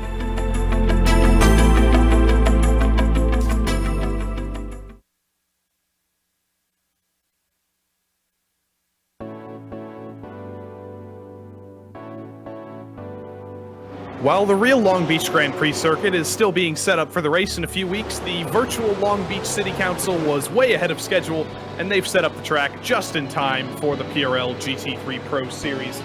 We watch the dying seconds of qualifying here. It's Carl Modoff on pole for the moment, Alessandro Di Tullio alongside him on the front row, and no Nicholas Rubelar for tonight, unfortunately. The dominant driver of the season has opened the field all the way up, and they'll all be taking on one of the toughest tracks on iRacing, Sam.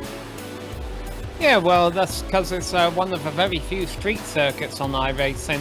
But every street circuit has its own personality, and to be honest, if it weren't for 3 of the 11 corners around here, this would be a fairly simple street circuit. But there are 3 corners that make it a lot trickier. The first one is turn number 1 at the end of a long straight, where there's a hard braking zone into the first turn. Very easy to get that wrong.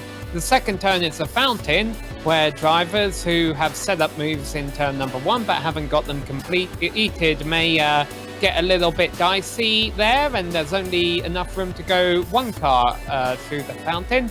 And then of course the final hairpin, and there's all kinds of issues that could happen there, especially as they're coming to green, which is about to happen. Well, hopefully there are no issues before the race even starts. Qualifying has come to an end. A couple drivers finishing up their final laps. Looks like we just saw the final driver to cross the line there. Let's take a look at the pro driver standings. Like I said, Nicholas Rubelar, he's been dominant, but he's not here tonight, so he will maybe fall down in the points. Carl Modoff could get a full order of points here and pass Rubelar for the lead.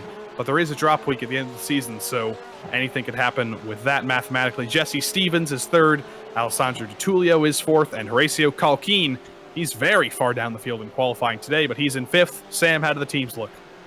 Yeah, not a great qualifying for a couple of top drivers, actually. But yeah, here are the team standings. Punto CL Racing Black with a handy lead. They should be able to hold on to that with just a couple of rounds left to go. Got a nice little battle for second place, though, between their Delta Sport teams. Pure Sims Esports is down in 4th, and then another Delta Sport rounding out the top 5.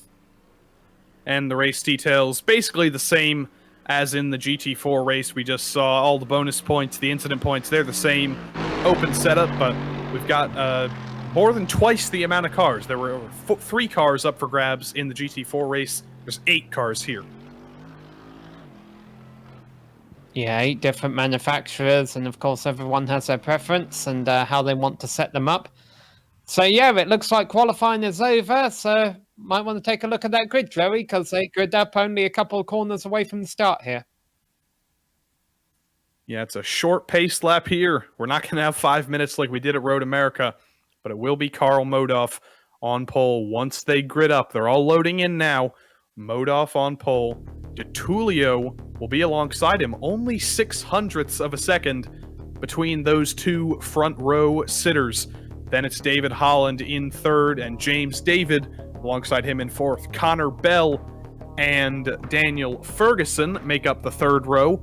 And then Dave Menino and Diego Morales are your 4th row. Then Connor Wagner and Chris Ferragonio make up row 5. And then back here in 11th position is Jesse Stevens alongside Vincent Morales. So those two are going to be right in the thick of it. Ahead of 13th place Gonzalo Cortez. We'll read them all for you. Jean-Francois Godin starting 14th ahead of J.R. Williams and Christian Radast in 16th place. David Fishman will be starting from 17th ahead of Horatio Calhoun, as you mentioned, a very poor qualifying by him. Arnaud Drenest and Philippe Magnan are alongside each other in row number 10 in identical orange Porsches. And then starting on the last row are Philippe Riquelme and Raymond Vip, no time for him, rounding out our 22 car field. And again, they're gridding up at the end of the track here, Joey, and before they get the green, they've got to work their way through the hairpin, and hopefully they try and go through that hairpin single file on the pace lap, because if not, there can be pile-ups there on the pace lap on iRacing, and honestly in real life too. Yeah, and Arnaud Genet, the PRL's lead road driver steward, he's sitting at the back of the grid. He's going to be watching everybody, making sure they're all on their best behavior and not hitting each other before the race even starts. But we will be going here momentarily as the clock ticks to 2 minutes. Everybody in their cars, it looks like. Nobody's going to miss the start. Pace car will pull off here, and they'll have a whole 2 corners to warm up their tires and hopefully not hit each other.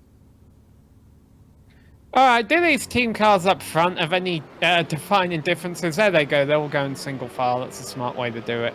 There are a lot of cars at the front of the field that look a lot like each other here, Joey, so they're probably all going to be working together, but it's going to make our job a nightmare. And bad news for Gonzalo Cortez. It looks like he disconnected like a second before we went off onto the grid, but we only have a few more seconds to catch our breath because the first couple rows are going to grid up here, and then we're going to be going green before half the field is still through the hairpin. Everybody getting through well, and green flag is in the air. Great start from Alessandro DeTulio, who was second. He's already passed Karl Modoff. Yeah, and James David in that orange car in 3rd place, but they're about to go 3 wide. I think behind him they've got through it cleanly so far, but here they go into the heavy braking zone in turn 1, and it looks like they've all made it through cleanly there, but now the fountain. Close quarters through the fountain. A couple drivers trying to go 2 wide, but it looks like miraculously we've gone a full first 3 corners at Long Beach without any incidents. Everybody's still rolling. Alessandro DeTulio out to a decently sized lead already over his teammate Karl Modoff. Wasn't quite as quick on the launch. And then 3rd place is still David Holland. Yeah, this is definitely the part of a track where things can spread out a little bit. You can open the car up a little bit. Forget there's walls alongside you. But at the same time, be respectful of them. If you do get a bit oversteery, it might not end well. Fortunately, the driver's maintaining control of the car so far, except James David went very deep into the right hand at the end of the back straight there. He was able to hold his position, but bunches everyone up behind him as they go back into the tricky part of the track, into this hairpin where it's very easy to get into the car ahead of you. Looked like a little bit of a fender bender. Connor Wagner, Chris Ferragonio got in there very deep, tapped the front of the cars in front of them, but doesn't look like any damage came from it. Here's Chris Ferragonio. He's now under attack from Connor Wagner, who's trying to come back at him. Down the inside, can he get away with it? Yes, he can. Connor Wagner back through. Oh, there was contact, though. I don't know if Chris Farrow pronounce that for me. Farragonia. I don't think Chris Farragonia would have appreciated that, but there we go. He's still holding it in 10th place. And honestly, you've got to have a little bit of thick skin when you're doing street racing. Things do get close, and someone's going to ruffle your feathers at some point. Nice little battle between the two teammates here. Again, not many identifying features to tell you one car from the other, but that's the number 20 lead in the race, Alessandro De Tullio. The 948 is Cole Modoff in 2nd place. Yeah, these guys are teammates, but they're fighting for different factions of the team. 4 teams points. Delta Sport Raptor and Delta Sport Falcon represented up here. No Delta Sport Pigeon still, despite my requests from the team to add a Delta Sport Pigeon team. But down the front straight, Modoff and De Tullio in line step.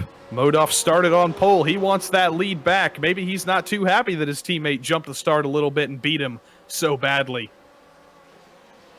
Is all over the back of him, and a nice thing for those two as they have about 1.5 seconds over James David. Oh, we got one car going into turn 1 kind of hot. That's Connor Bell. We've got them side by side for 6th place going into the fountain. Connor Bell and a spinner behind him. Morales, that's the problem. We're going side by side through the fountain, and there you see the result of it. They're all going back racing again, but some of those fenders are a bit dinned. Good for Connor Bell or Diego Morales for keeping it rolling. I thought he was going to block the whole field in the fountain. Yeah, so you see the car in front of Diego goes deep into the corner. That's Connor Bell. And so Diego goes alongside, and then as he tries to get back single file, gets rear-ended by the car behind him. I can't really see there, but I'm pretty sure it was the car behind him who also pushed him back around the right way. Yeah, we basically saw exactly the same thing. There was a parking garage blocking it, but there was a bit of a parking garage in the fountain too. Here's a better look at it. Just a little bit of a dink from behind, and then he gets righted by the car right behind him, so he is able to keep it rolling, but quite a few cars are going to have a little bit of damage there. Yeah, it's a courteous thing to do. If you spin someone, just hit them a second time, make sure they're pointing the right way. But anyway, we were talking about these top two, the teammates, how they're scrapping it for position. They've got about a 2-second lead over James David. And as opposed to Road America, where we just came from, where 2 seconds isn't that much because you have a draft, 2 seconds at a street course feels a little bit safer. And so I think these two are feeling pretty confident right now that they can battle each other a little bit, not have to worry about James David too much. But they are teammates, so they're probably in communication with each other. I assume they're both on Discord with each other, talking to each other about their strategy. Do they want to race hard this early? We're not even 5 minutes through the race. So we'll see what happens. Will Modoff make the move early, or will he just keep De Tullio under pressure? And will they go at it classic style, no team orders? Well, the problem with that is it's kind of hard to talk to your teammates around here because even though it's been a fairly clean race so far, you're working all the time around these street circuits. Even this front straight isn't really straight. And so, it's kind of hard to communicate with your teammates when you've got this much going on. So we see Daniel Ferguson, he maybe scraped the wall coming out of a right-hander there. It's in a battle with Connor Bell, I believe, going for the move there for 6th. And actually, that was Connor Wagner, not Connor Bell. Or maybe it was Connor Bell. There's about 5 Connors in the field. They're all driving similar cars. That was Connor Bell, who made the move on Ferguson up to P5. Now he's got to look up the road. There's a 3-second gap to 4th place David Holland.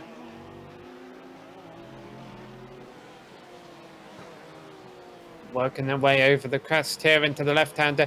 The cars get very light exiting this left-hander. It's a lot easier to wheel spin out of that corner than you think it is.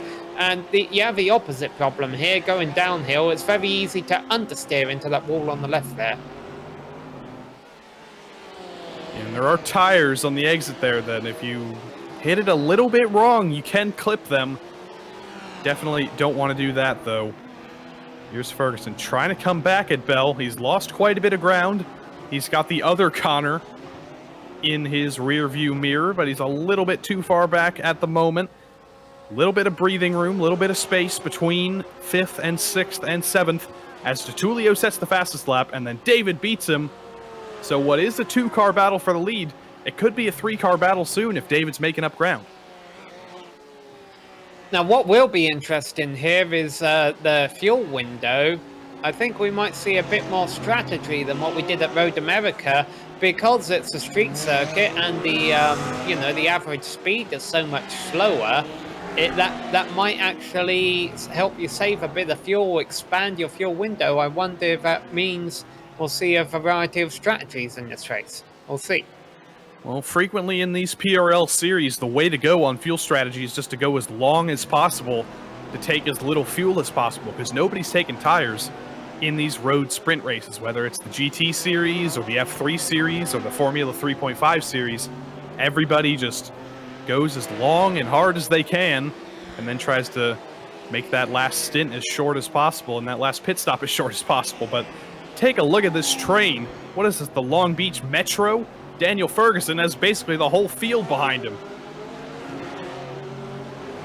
And then working their way through the hairpin here. The problem is you don't even have to be trying to pass or trying to be aggressive to run into someone in that hairpin. It just kind of happens sometimes because of how strong the accordion effect is. Up front, Modoff had a look at DeTulio into turn 1. Wasn't close enough to go for it, though. But it goes to show that these guys are definitely not happy to run 1 and 2 right now. They both want to win. Modoff definitely wants to get by his teammate. He looks like he might have a little bit more pace as he hops the curbs on the inside of turn 5. And the short, or one of the longest runs actually, one of the longest straights on the track here, down into turn 6, and then turn 8 here. There's tires on the outside. Very, very good looking when you're going out wide there. They're very attractive. You might want to hit them. Down to turn 9, late braking, and they both keep it rolling in a straight line. No mistakes from either of them, but Tulio pulling out just a little bit more. Yeah, we had to change for 6th place while all this was going on, and in fact to change for 7th right now. Daniel Ferguson has been dropping back a little bit and not putting up too much of a fight, to be honest.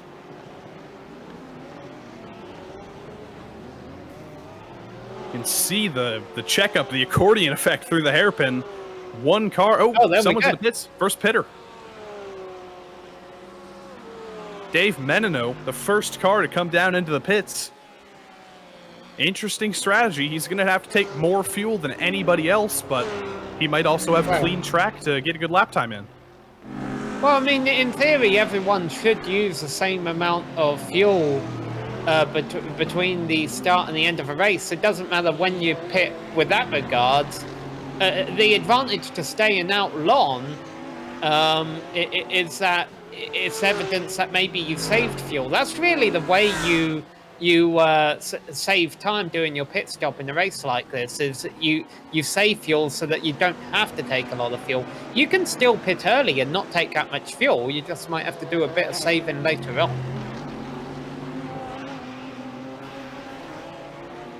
Ferguson falling down the field. It looks like he was fighting for 5th a few moments ago, and he's already back down to 9th, and he still has the rest of this train behind him. Looks like a little bit of damage on Jesse Stevens' BMW.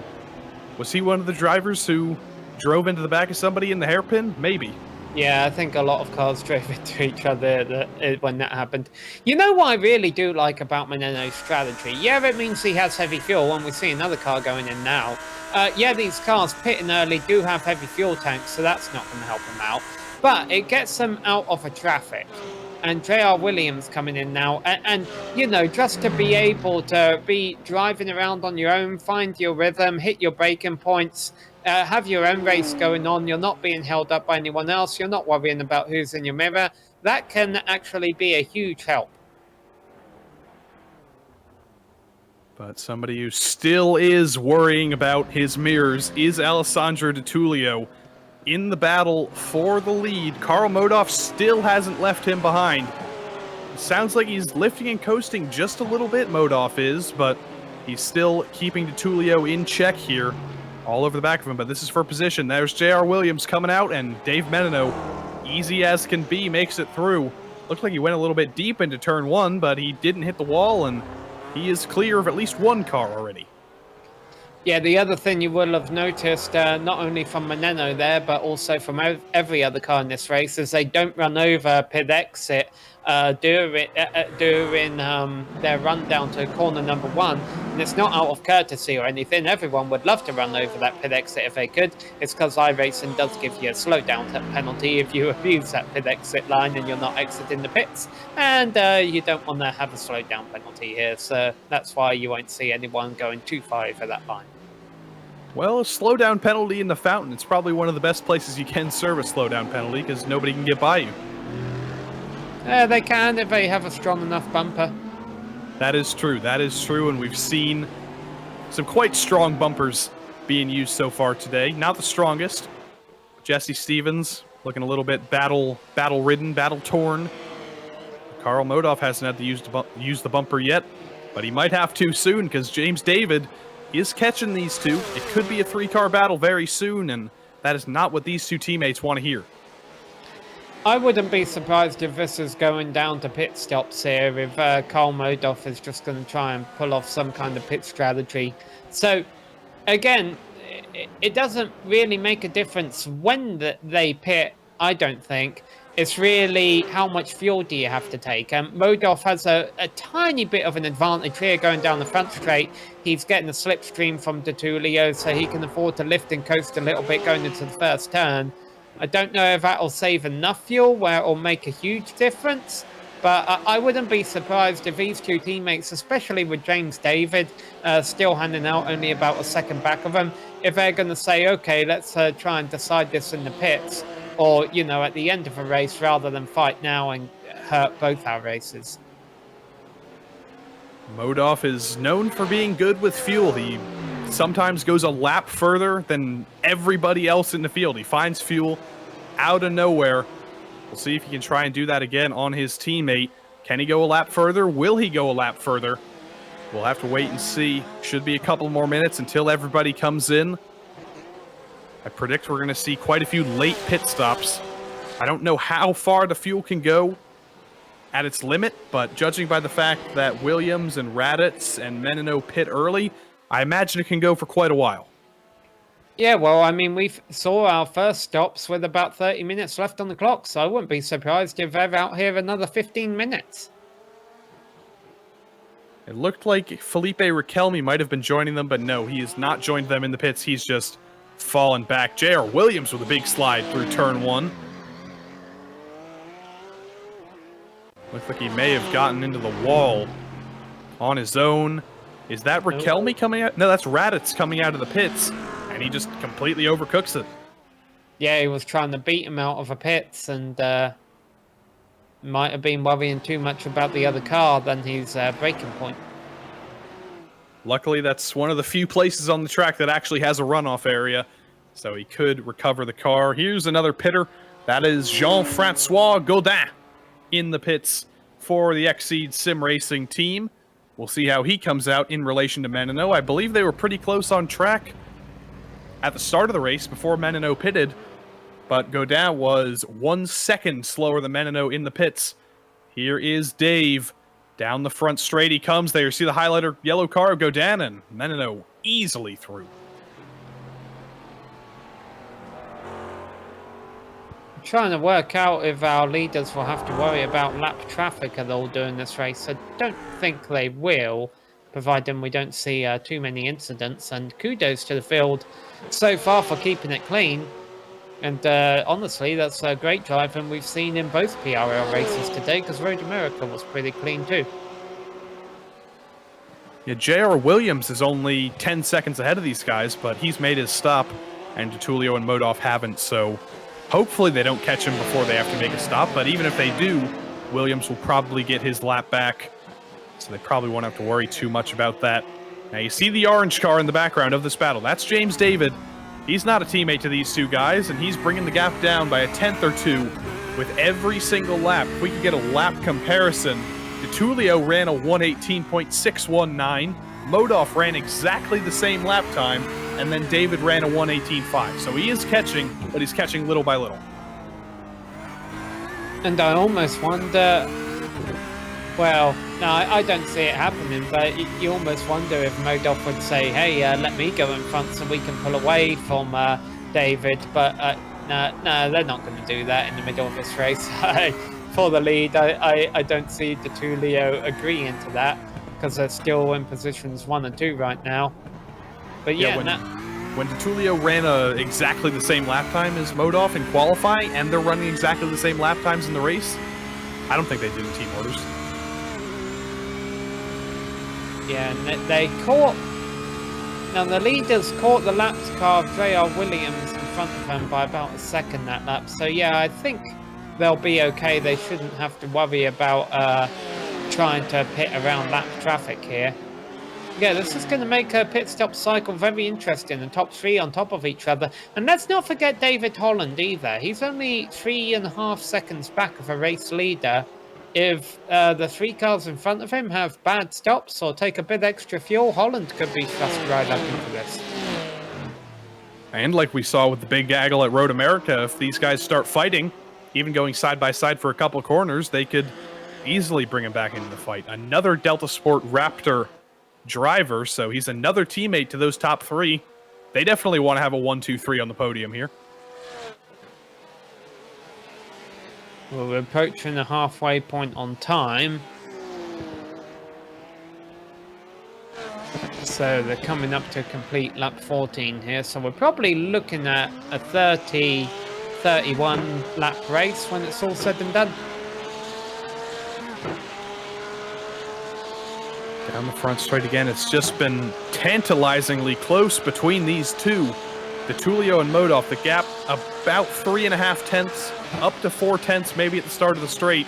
But look at David Holland in the top of your screen, fastest lap, 1:18.407. That's a tenth faster than DeTulio and Modolf have run all race. So he could definitely be catching here. This could become a 4-car battle.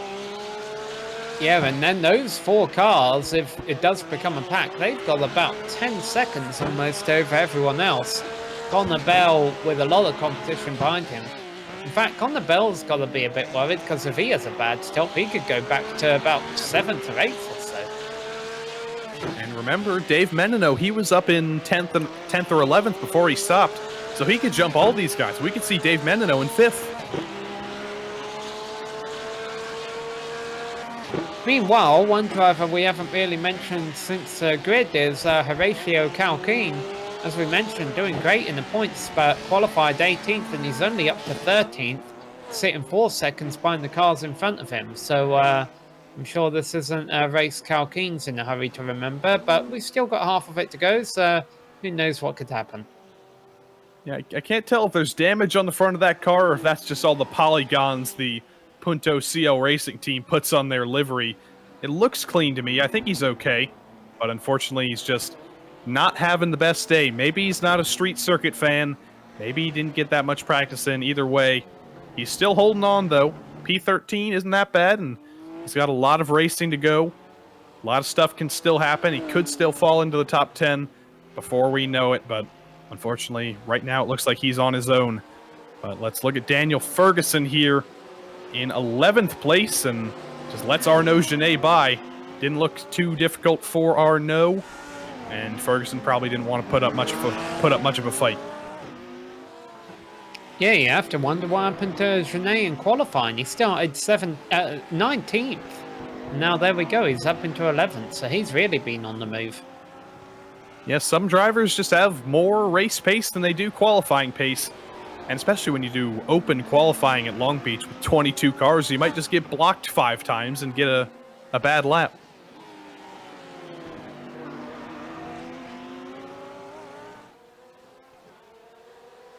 Look at that, all 4 of our leaders in one camera shot, although the top 3 have actually put a bit of a gap on David Holland again. Cole Modolf, quickest time, but not close enough. He sticks his nose out, but not close enough there to make a move on his teammate. Yeah, Modolf and DeTulio and David and Holland, it's like they've all been trading fastest laps for the last couple laps. One lap Modolf gets one lap Holland gets one, and in the end they're all only separated by about a tenth. Modolf needs a couple more tenths, but James David lost a couple tenths there. Might have gone a bit deep into turn 1 or had an issue through the fountain. Let's see what happened. We're thinking it probably happened in the fountain. Yeah, he seems to hit perfect. Oh, he gets a little too much curb in turn 1. And then in the fountain, a little bit of understeer. So yeah, just a couple of rough turns there for David, but he's still in striking range. But he still looks pretty slow. He's fallen to 2 seconds behind the front pack, trying to recover here. I wonder if he'll go for his pit stop here just to make up for that lost time and make that pit stop while he's already having a bad lap. Nope, he stays out. He's going to try and catch him back up on track. Well, here's where the drivers who pitted early, they had a bit of an advantage. Because, as Tertulio sets the quickest lap again, because the start of a race was so clean, when the early pitters came in and came back out on the racetrack, they didn't have any traffic back around there half a lap down. But now there's traffic all over the track. This field has really gotten strung out. So if these leaders come in, they're going to get caught up behind someone. I'm very interested to see how far Menino can really go up the field here, because if you look at the lap difference, Tertulio is still much faster than Menino, so Dave isn't going to be in the fight for the win, but he never really was going to be. We're really going to see if he can pass Connor Bell, who's the leader of the second pack, so to speak. Could he jump all the way to 5th from 11th with the strategy move? Dave definitely hopes so. You'll have to wait and see. As watching Connor Bell here leading that second pack that you speak of, about 12 seconds back of a race lead. Race leaders are going through the hairpin right now and continue to stay out on track, not too surprising. So yeah, pretty much everyone who hasn't pit early is going for the other extreme. They're going to see how far they can go before coming into the pit. Yeah, this is not the battle for the lead, despite the fact that it looks like it. These are 2 more Delta Sport cars, and the 2 leaders look exactly the same. Yeah, but I was going to say, there is a battle for the lead. I thought Modov was finally making his move. He was really close to Tertulio entering turn 1 when he stuck his nose out. But no, I guess he was just getting some fresh air into that engine. Yeah, and he's got to be careful. If he doesn't go for the move, if he stays back too long, he might never get to make the pass. Or if he goes for it too early, he might slow him down and wreck both of his team cars that are running 1-2 right now. So it's a dilemma for Carl, but we'll see which scenario he thinks is best. That was actually the closest he's been for quite a while. He brought it down into the 2/10 range down the front straight, but still not close enough to go for a move. And James David is falling off both of these two. It's now 2.5 seconds back to him. Yeah, these two are probably feeling pretty good right now. I think we've still got about 2 or 3 laps before they come in. And when I say they, I mean Tertulio. Maybe 2 laps for Tertulio and 3 laps for Modov. I think that's really where it's going to be decided. And of course, the problem for Modov there is that if they do come out side by side and he's the one making the later pit stop, is he's going to be the one with the cold, not necessarily cold tyres because they'll be new tyres, but colder because they will have been stopped for about 10-20 seconds. And he'll be on the outside because of how the pit exit works. So, there's a few ways this could go into Tertulio's favour. That being said, if Modov has a quick stop because he has to take less fuel and he's able to get out ahead, he can make his car wide going into the fountain and try and block Tertulio from passing him. That's going to be very interesting. We already know, we assume the moment's coming, providing neither of them make any mistakes and they pit on different laps. We're just not going to know what happens until it happens. But the good news for our impatient viewers is it's only about 4 or 5 minutes away, I'd say. And you never know. We could get a move before then. And that's why you never tune away. If you're watching the replay, you might be able to fast forward, but we don't encourage that. Give us all that watch time, please. Down into turn 1. Karl Modov in the draft again.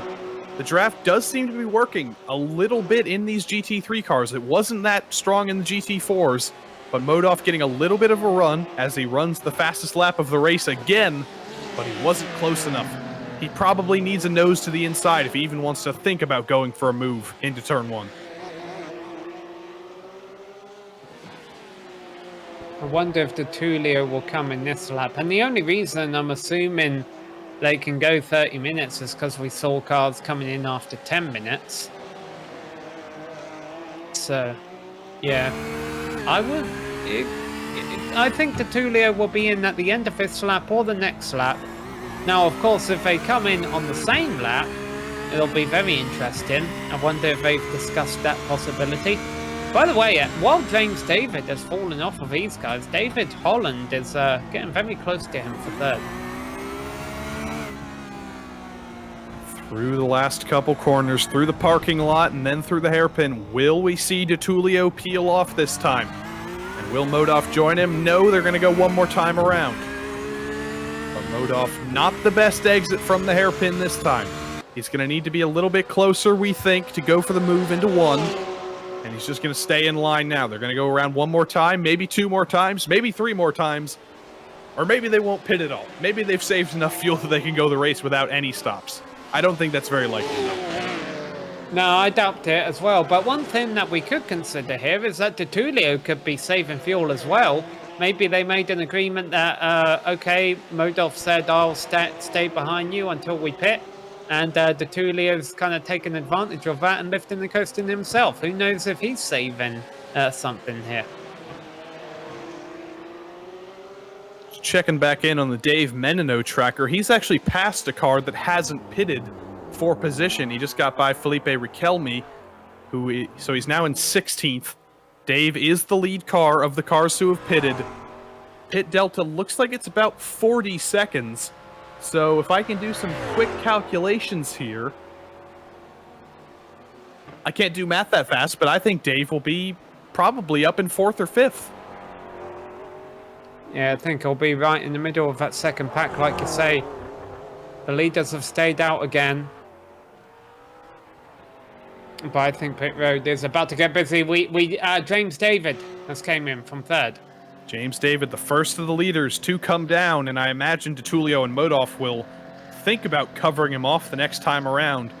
But we'll see if James David in the orange Davidson Motorsport car, the Porsche GT3, comes into his pit stall, doesn't overcook it. Good for him. We'll see how long it takes him to get fuel in compared to Menino. Menino is in the box for 7.9. David in the box for 8.8, so that's an extra second he didn't need.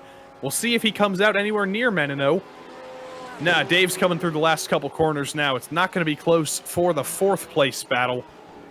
David will come out very easily in a de facto 4th place, but he's going to be behind quite a few cars that haven't pitted yet. Yeah, but let's see. That's his teammate there. He might want to get out of the way. Yeah, Magnan. I think Magnan probably could have just maybe parked the bus on the inside of turn 1 and let his teammate go through, but he'll probably do that in the near future here, maybe down this straight. Does Philippe pull over? Yep, there we go. Did he? No, he hasn't done it. But I want to know. The same. Yeah, I want to point something else out here. So we see on the left-hand side of your screen, David is 41 seconds back of leader. Menino is 56 seconds back of leader. So unfortunately for Menino, based on those gaps, I think it will be right behind that second pack. Be interesting to see how that all shakes out. Here's Diego Morales. He was P7. He's coming in. Your race leaders still not in. None of the top 3. None of the top 5 have pitted. But Diego for the SimMSA Esports squad in the Mercedes in the pits. We'll see how long he spends in his box. 8.8 seconds for David. For Morales, 8.3. So fuel stops looking pretty equal across the whole field, no matter when they pitted. Yeah, despite all the differences Road America and Long Beach have, they have one thing in similar, and that's an agonizingly long pit road, especially from the driver's perspective. So this is going to be a little bit closer. Morales coming out of the pits. He'll be ahead of Menino. You get him in the same camera shot, but again, that's an indication that Menino will kind of be behind that second pack when this Tullio's is all in. done. DeTullio's in, Modoff stays out. Modoff is going to go for that extra lap. compared to his teammate. Modoff wants a quick lap here is an understatement. And James David, this is going to be critical for him too. Comparing the two stops between DiTullio and David. David's got to make up like 3 seconds to pass DiTullio, but he's on track on his own here. You can see the pit comparison on your screen. DiTullio, a long stop, 10.0. I think there's another problem here. Even if DiTullio comes out ahead of David, he might get caught up behind Calhoun. And if he does, that's going to be great news for Modoff. We'll see how they compare. DiTullio exiting the pits now. David coming down the front straight. I think DiTullio is going to beat him. Yeah, he is by quite a bit. DiTullio just drove through turn 1 now. David through turn 1. It looks like DiTullio able to hold off David by quite a margin. Yeah, so David Holland just ahead of Calhoun as well, so that's good news for them. Yeah, and Holland. The great news for DiTullio is he's got a clean track here, so he can try and put in a hot lap as well and try and stop Modoff from getting an advantage because Modoff is in. Modoff is in, and you're right, I didn't even notice David Holland up there in third. That means it's a Delta Sport 1, 2, 3 at Long Beach at the moment. But Modoff, he's got to make sure he can hold on to that 1, 2, 3. Don't make any mistakes in the pit lane. Don't speed. He pulls into the number 1 pit stall. And now this is critical. He sits in his box. It's an incredible stop. 5.8 seconds. That's almost twice as fast as DiTullio was in the pit lane. Yeah, and that's a result of being able to save the fuel in the draft behind him. And look at that, there's only 6 minutes left on the clock. So yeah, he really didn't need that much fuel. And DiTullio just going past the pit exit now. Modoff easily ahead. The gap between the two of them, 3 seconds. So staying out, saving the fuel, really worked out for Karl Modoff, and he is dominantly in the lead now. Daniel Ferguson runs second. He still has to make his stop, probably, unless he miraculously makes it to the end on fuel. Horacio Calhoun still has to pit, who's in 5th. And then updating you on Dave Menino. Unfortunately, the big jump we thought he was going to make has not come true. He's currently in 11th. 3 more drivers have to pit, so he will be 8th. He'll have made up 3 spots, but not as many as we thought he might. Yeah, these drivers who have gone long here really aren't going to have to put in barely any fuel at all.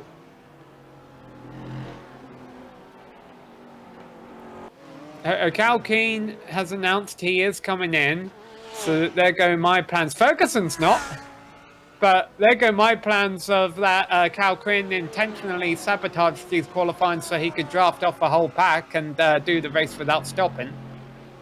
Could Ferguson pull off a miracle here? It's really unlikely. I give it like a 1% chance, but he is going as far as humanly possible. And we'll see if it pays off for him. Only 5 minutes left in the race. That's still like 4 or 5 laps.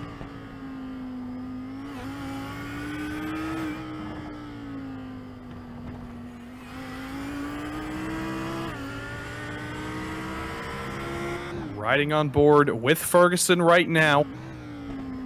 Big clutch and coast there, Alexander Rossi style. Could he really be trying to make it to the end? We saw him being very slow at the start of the race. He lost all those positions that we talked about. He was around 5th, he fell to around 12th, and now he's up to 2nd with 4 minutes 20 left on the clock.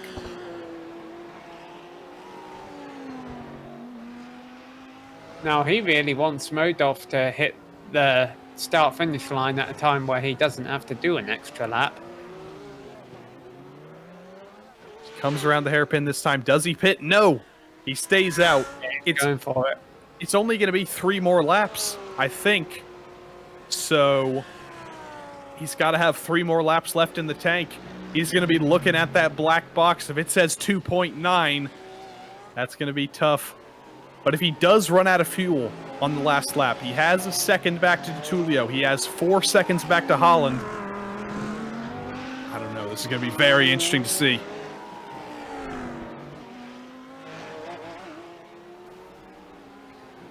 Yes, he's definitely broke up that team effort we saw going on with Modoff, Tulio, and David Holland looking at a 1-2-3 here.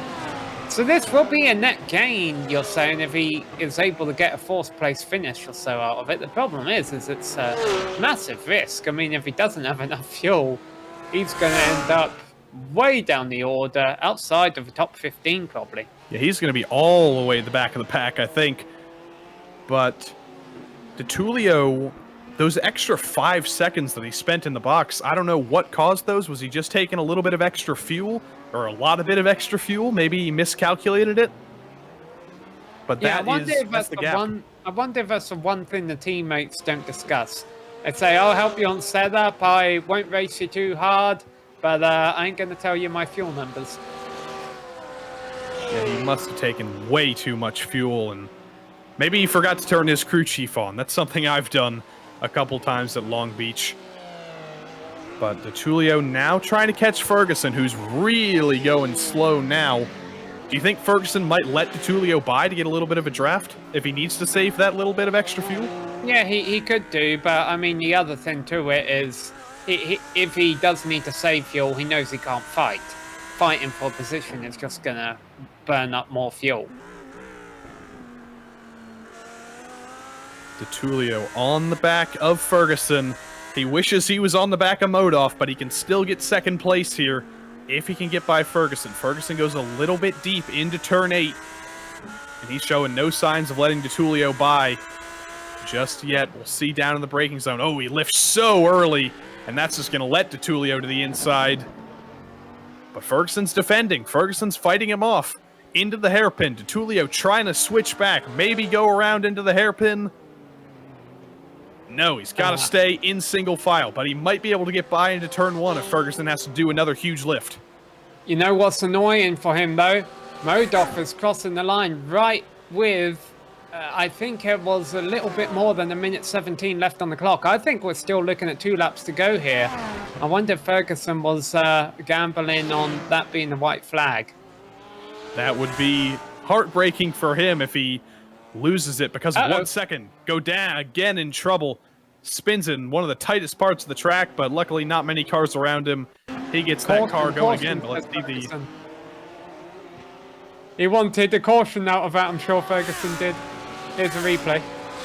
Yeah, unfortunately they don't throw cautions even for the biggest of track blockages in these road series, but yeah, go down. He lost it on entry, which is strange, and then he looped it.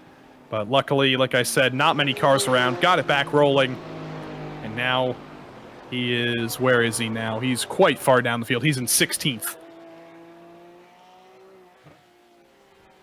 Yeah, I'm assuming we're about to get the white flag.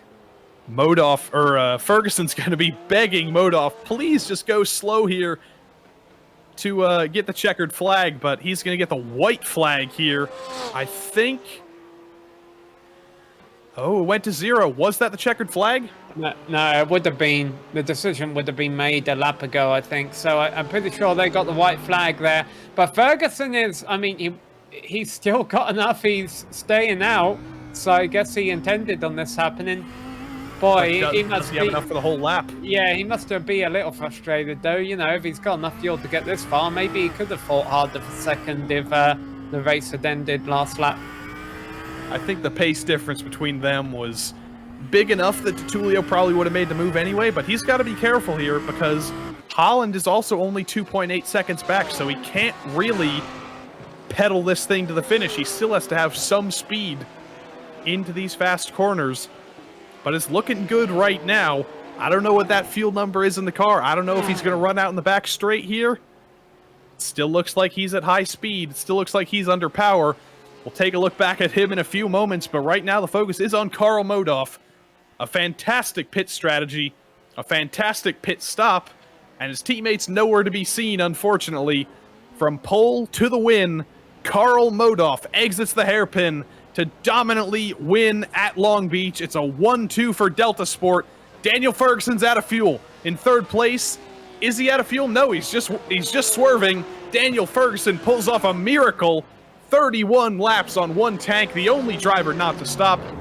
6th place. Yet 6th place is very close. 6th, 7th, 8th, all nose to tail. It's going to be Connor Bell, Diego Morales, and Ferragino there. Where's... Someone's dropped out of this. Connor Wagner was in 7th at the start of this lap. He dropped a few positions. I think he ran out of fuel on the final lap. Bad news for Connor Wagner. He didn't even go for the 0 stop, but clearly he miscalculated and he must have run out. Here's the replay of that last corner. I believe that's Connor Wagner in that second car in the 51. Yeah, I don't know what happened to Connor, but I tell you what, one other driver did make it all the way. Felipe Riquelme. He only finished in, where did he finish? Felipe finished 19th, but he also did a 0 stop. Didn't quite work out for him the way it did for Ferguson. But this is... Yeah, no, that was a great strategy call by Ferguson, and kudos to him also for having enough fuel for that final lap, because I felt for sure that that was going to be the stake in the heart, if you will. You know, having that extra lap, he would have been like, oh, I can't do this, but proved me wrong. I really hope we get to talk to Daniel, as we are going to throw to a quick break here, and when we come back, we'll hopefully be able to talk to the top 3 finishers, including Daniel Ferguson, the Fuel Master.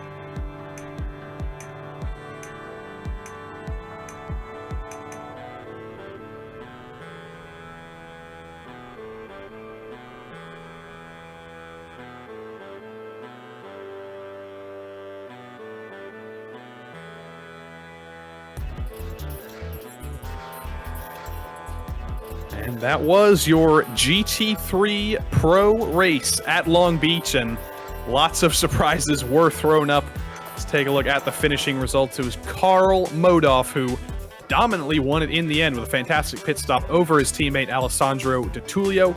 Then Daniel Ferguson pulled off the fuel miracle in third. He was followed by David Holland, who couldn't quite make it a Delta Sport 1-2-3. Then James David and Connor Bell were 5th and 6th. Diego Morales, Chris Ferragonio, Dave Menino made a couple spots off of his pit strategy, and Connor Wagner rounded out the top 10. Yeah, and then in 11th position was Jesse Stevens, not too far behind Wagner at the end there. Christian Radat was down in 12th place ahead of Arnaud Genet. Jean-Francois Godin had his spin, but he came home in 14th place ahead of Horatio Calhoun. I'm sure he'll want to forget today's race. J.R. Williams down in 16th ahead of Philippe Magnan, Raymond Yip, and Philippe Requelme, the last car on the lead lap. 1 lap down are Vincent Morales and David Fishman, and Gonzalo Cortez, we think, had a couple of issues at the start of the race and is ranked 22nd. Yeah, unfortunately, Gonzalo didn't get off the grid, but Karl Modoff definitely got off the grid. It wasn't the best start. You were in second for the first half of that race, but you made up 5 seconds on your teammate in the pits to take the lead. How did that happen? Hey guys, that was great. Yeah, tough start for me there, but you know, once I fell in, it's almost impossible to pass around here. You know, you basically follow a half second through the hairpin. It's real hard to get a run on somebody. So kind of switched to fuel saving and figured that would be my best shot to be able to get by him. I tried to probe him and really push a few times throughout the race, see if he could made a mistake, but he drove great, never made a mistake. So I just ultimately kept going back to saving fuel, and then was able to get a good one on the start. I think he had a slight mistake as well, which helped out, but really close on fuel. I ran out coming to the line. I think we were all really tight there. It seemed like fuel burn was a little higher than normal for some reason. But overall, super stoked to get the win over here at Long Beach, and it was a great race.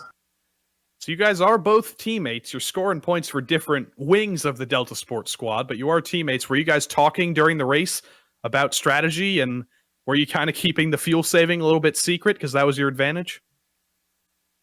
Yeah. I mean, we usually, once a race starts, most of us quit kind of talking just to focus, I'm sure he knew I was saving fuel. I mean, his only options would have been to pull over and let me by and try to save fuel. So luckily, I had really good pace. Put in a lot of practice this week. It really found a setup that I was really happy driving, and that really helped out because I was able to kind of run really fast, pressure him, and save fuel. And I think today that really helped us get the win.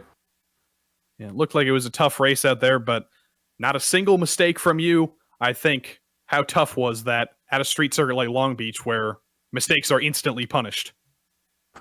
Yeah, that was tough. I mean, during the official races this weekend, I DNF'd 2 of them from running into the apex wall, coming on the back straight, and a couple other places. It's just so easy to hit the wall, tiny little mistake. And, even if you turn in just a tad too late, sometimes the bumps offline might be worse than the bumps online. And just that will be enough to kind of disrupt the car, to push you wide into the wall. So super tricky.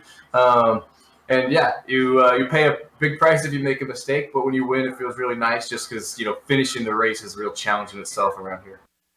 Yeah, and unfortunately with Nicholas Rubelar not showing up tonight, unfortunately for him at least, fortunately for you, I believe you are the championship leader at the moment. So you have anyone you want to thank for this championship journey so far? Hey, man, that's good news if it is. I know we're going to be definitely close. I missed the second round as well. Wasn't able to make it, so I feel like he'll be here for the next 2 races. We're kind of on square ground now, so it should be a good last 2 races is to decide the champion here. But I'd like to thank all the organizers, the broadcasters, my friends, family for tuning in. And then our sponsors, Move Up, Freedom USA, Race Factory, United for Kids, Get Stuck, Driven Texas, and then Extreme Sim Racing. Go check them out. Thanks, guys.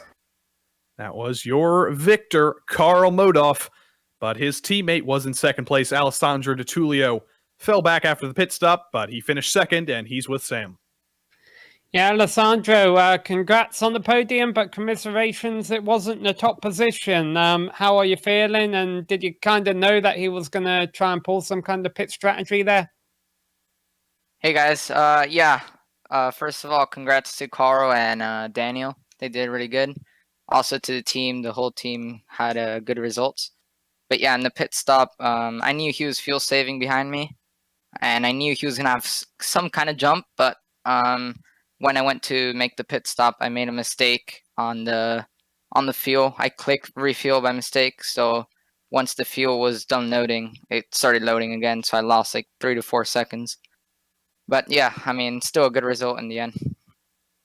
Yeah, that definitely proved to be very costly there. Then, had you came out ahead, how were things going to play out then? Were you two going to have at it? Because I know you're racers, you want to race, but at the same time, for the first half, you had James David right behind you. So surely you wanted to make sure that you stayed out ahead of him. Are you talking about Daniel Ferguson or Carl Modoff? Well, yeah, James David in the first half of a race, Daniel Ferguson in the second half. You know, I know Carl's not your strict teammate, but he's a teammate. So, you know, was there a bit of, were there any tactics there to try and make sure that you finished 1 and 2, or was it every man for himself if you had came out with the lead? I mean, we are racers, so I was going to challenge him for the win, and I think he was going to challenge me. But of course, we were going to be clean and, make it 1-2 if whoever takes the win takes the win. But yeah, for sure we were going to race it out, but of course clean and fair as always. Well, there's still a few races left to go in this season. How are you feeling about your chances there? I think the chances are quite slim because my first couple rounds weren't that great. These last couple rounds, I mean, I think I picked up the pace, and yeah, luck was pretty much there in almost all of them. So I think looking forward to next 2 races, I think it's going to be really hard to get the championship, but top 3 would be nice. Well, we wish you the best of luck at those rounds. Hey, you certainly had a good pace tonight. It's a shame about that mistake in the pits. We were looking forward to a good little scrap between you and Carl there at the closing stages. But we appreciate you coming to talk to us and wish you the best of luck at the next race. Maybe you'll get up on the winner's step. Thank you. That was your second place finisher tonight, Alessandro Di Tullio. And Joey, you have caught up with the third place finisher, providing he provides enough of a fuel sample to the stewards. Fuel Jesus is what we will call Daniel Ferguson. I have one word in my question for you. How? Well, I saw Jamie Fluke did it early in the week, and I knew I wouldn't quite have the pace of the Porsches. The Audi's just not on there this season. So I thought I'd have to mix it up, and I thought cruising around fuel saving would probably be the best idea. Yeah, you started 6th, and we saw you falling back a couple of positions, and truth be told, we thought you were just having a bad start to the race, but it turns out it was all planned from the very beginning, was it? Yeah, the goal was to just keep it clean, and then I figured people would slowly go by one, but I was a bit worried that I would have lost too much time to at least the top runners, but I'm glad that I managed to get into a groove and managed to get a good result out of it. And how much fuel did you have left in the tank at the end there? We thought that when Modov crossed the line with like 1 second to go for an extra lap, you might have been in trouble, but clearly you had enough. So how much extra did you have? I had about a quarter of a liter left, so it was about to start cutting out as I crossed the line. Well, clearly it was enough. Miraculously, next week we go to Summit Point, which is not a street circuit, but it's still tight quarters. How you feel about that track? It'll be a struggle, but I'm looking forward to the battles ahead. You think you can save fuel to the end there too? I doubt it. All right, but before we let you go, you have anyone you want to thank for this miraculous podium? I'd like to thank Jamie Fluke for the idea, and then also all my teammates and sponsors over at Pure Sims. Thanks, guys. Well, congrats on your third place finish. This will be one for the history books. Daniel Ferguson rounds out the podium at Long Beach, and that rounds out the drivers we're going to speak to at the end of this race. It was a pretty crazy race. It wasn't a crash fest, which sometimes you can have at Long Beach. It was actually quite a interesting strategy race. Yeah, I've got to admit, I anticipated carnage in both races. The first because of the variety of experience levels that you sometimes see in amateur racing, and the second because of the nature of the course. But we actually had very clean races in both events, and good battles. Maybe not necessarily for the race win in the end, because those were won pretty commandingly both times. But great podium battles all the way down to the checkered flags. So it was an enjoyable racing to watch, and looking forward to Summit Point. Well, as is more often than not the case with PRL, great racing, clean racing, and very interesting racing to call and watch. And let's thank the sponsors that allow us to do this. ASR, they design and build the sturdiest and most durable aluminum profile racing simulation cockpits available in the market today. Visit them at advancedsimracing.com. And RaceLab, it helps you to improve your driving skills. Start using it for free at RaceLab.app. ButtKicker, feel what you've been missing at thebuttkicker.com. And SimMSA, find out how you can bridge the gap between virtual and real motorsports at SimMSA.net. And NinjaTrader, visit NinjaTrader.com to get started with a risk-free trading simulator and to start tracking your performance. Thanks to the companies that provide the software and hardware for our broadcast listed here on your screen. Additional thanks to June Lalonde, who provides our wonderful music. See the screen to get a hold of more of her great work. Thanks to the entire team who helped put on this broadcast today, and thanks to you, the viewers, for tuning in. If you'd like to find out more about GSRC, including upcoming races, you can find it at globalsimracingchannel.com. Or you can check out our social media through the outlets listed at the bottom of the screen. And if you'd like to support the channel, go check out our merchandise store at simracingmerch.com/GSRC. The link is in the description below, and don't forget to subscribe to our YouTube channel as well, so you don't miss a moment here on GSRC. The next round for the PRL GT Series, as I said, is at Donington and Summit Point, Monday, August 16th at 8:25 p.m. Eastern, but come back tomorrow at 8:55 p.m. Eastern for more PRL on Long Beach action with the PRL GT3 AM Championship. We also have upcoming races for other series listed on the screen, so check those out and mark them down on your calendar. Well, for Sam Ryman, Joe Peak, and Dougie Beard, I'm Joey Tevin. Until next time, race clean, race hard, and we'll see you on the track.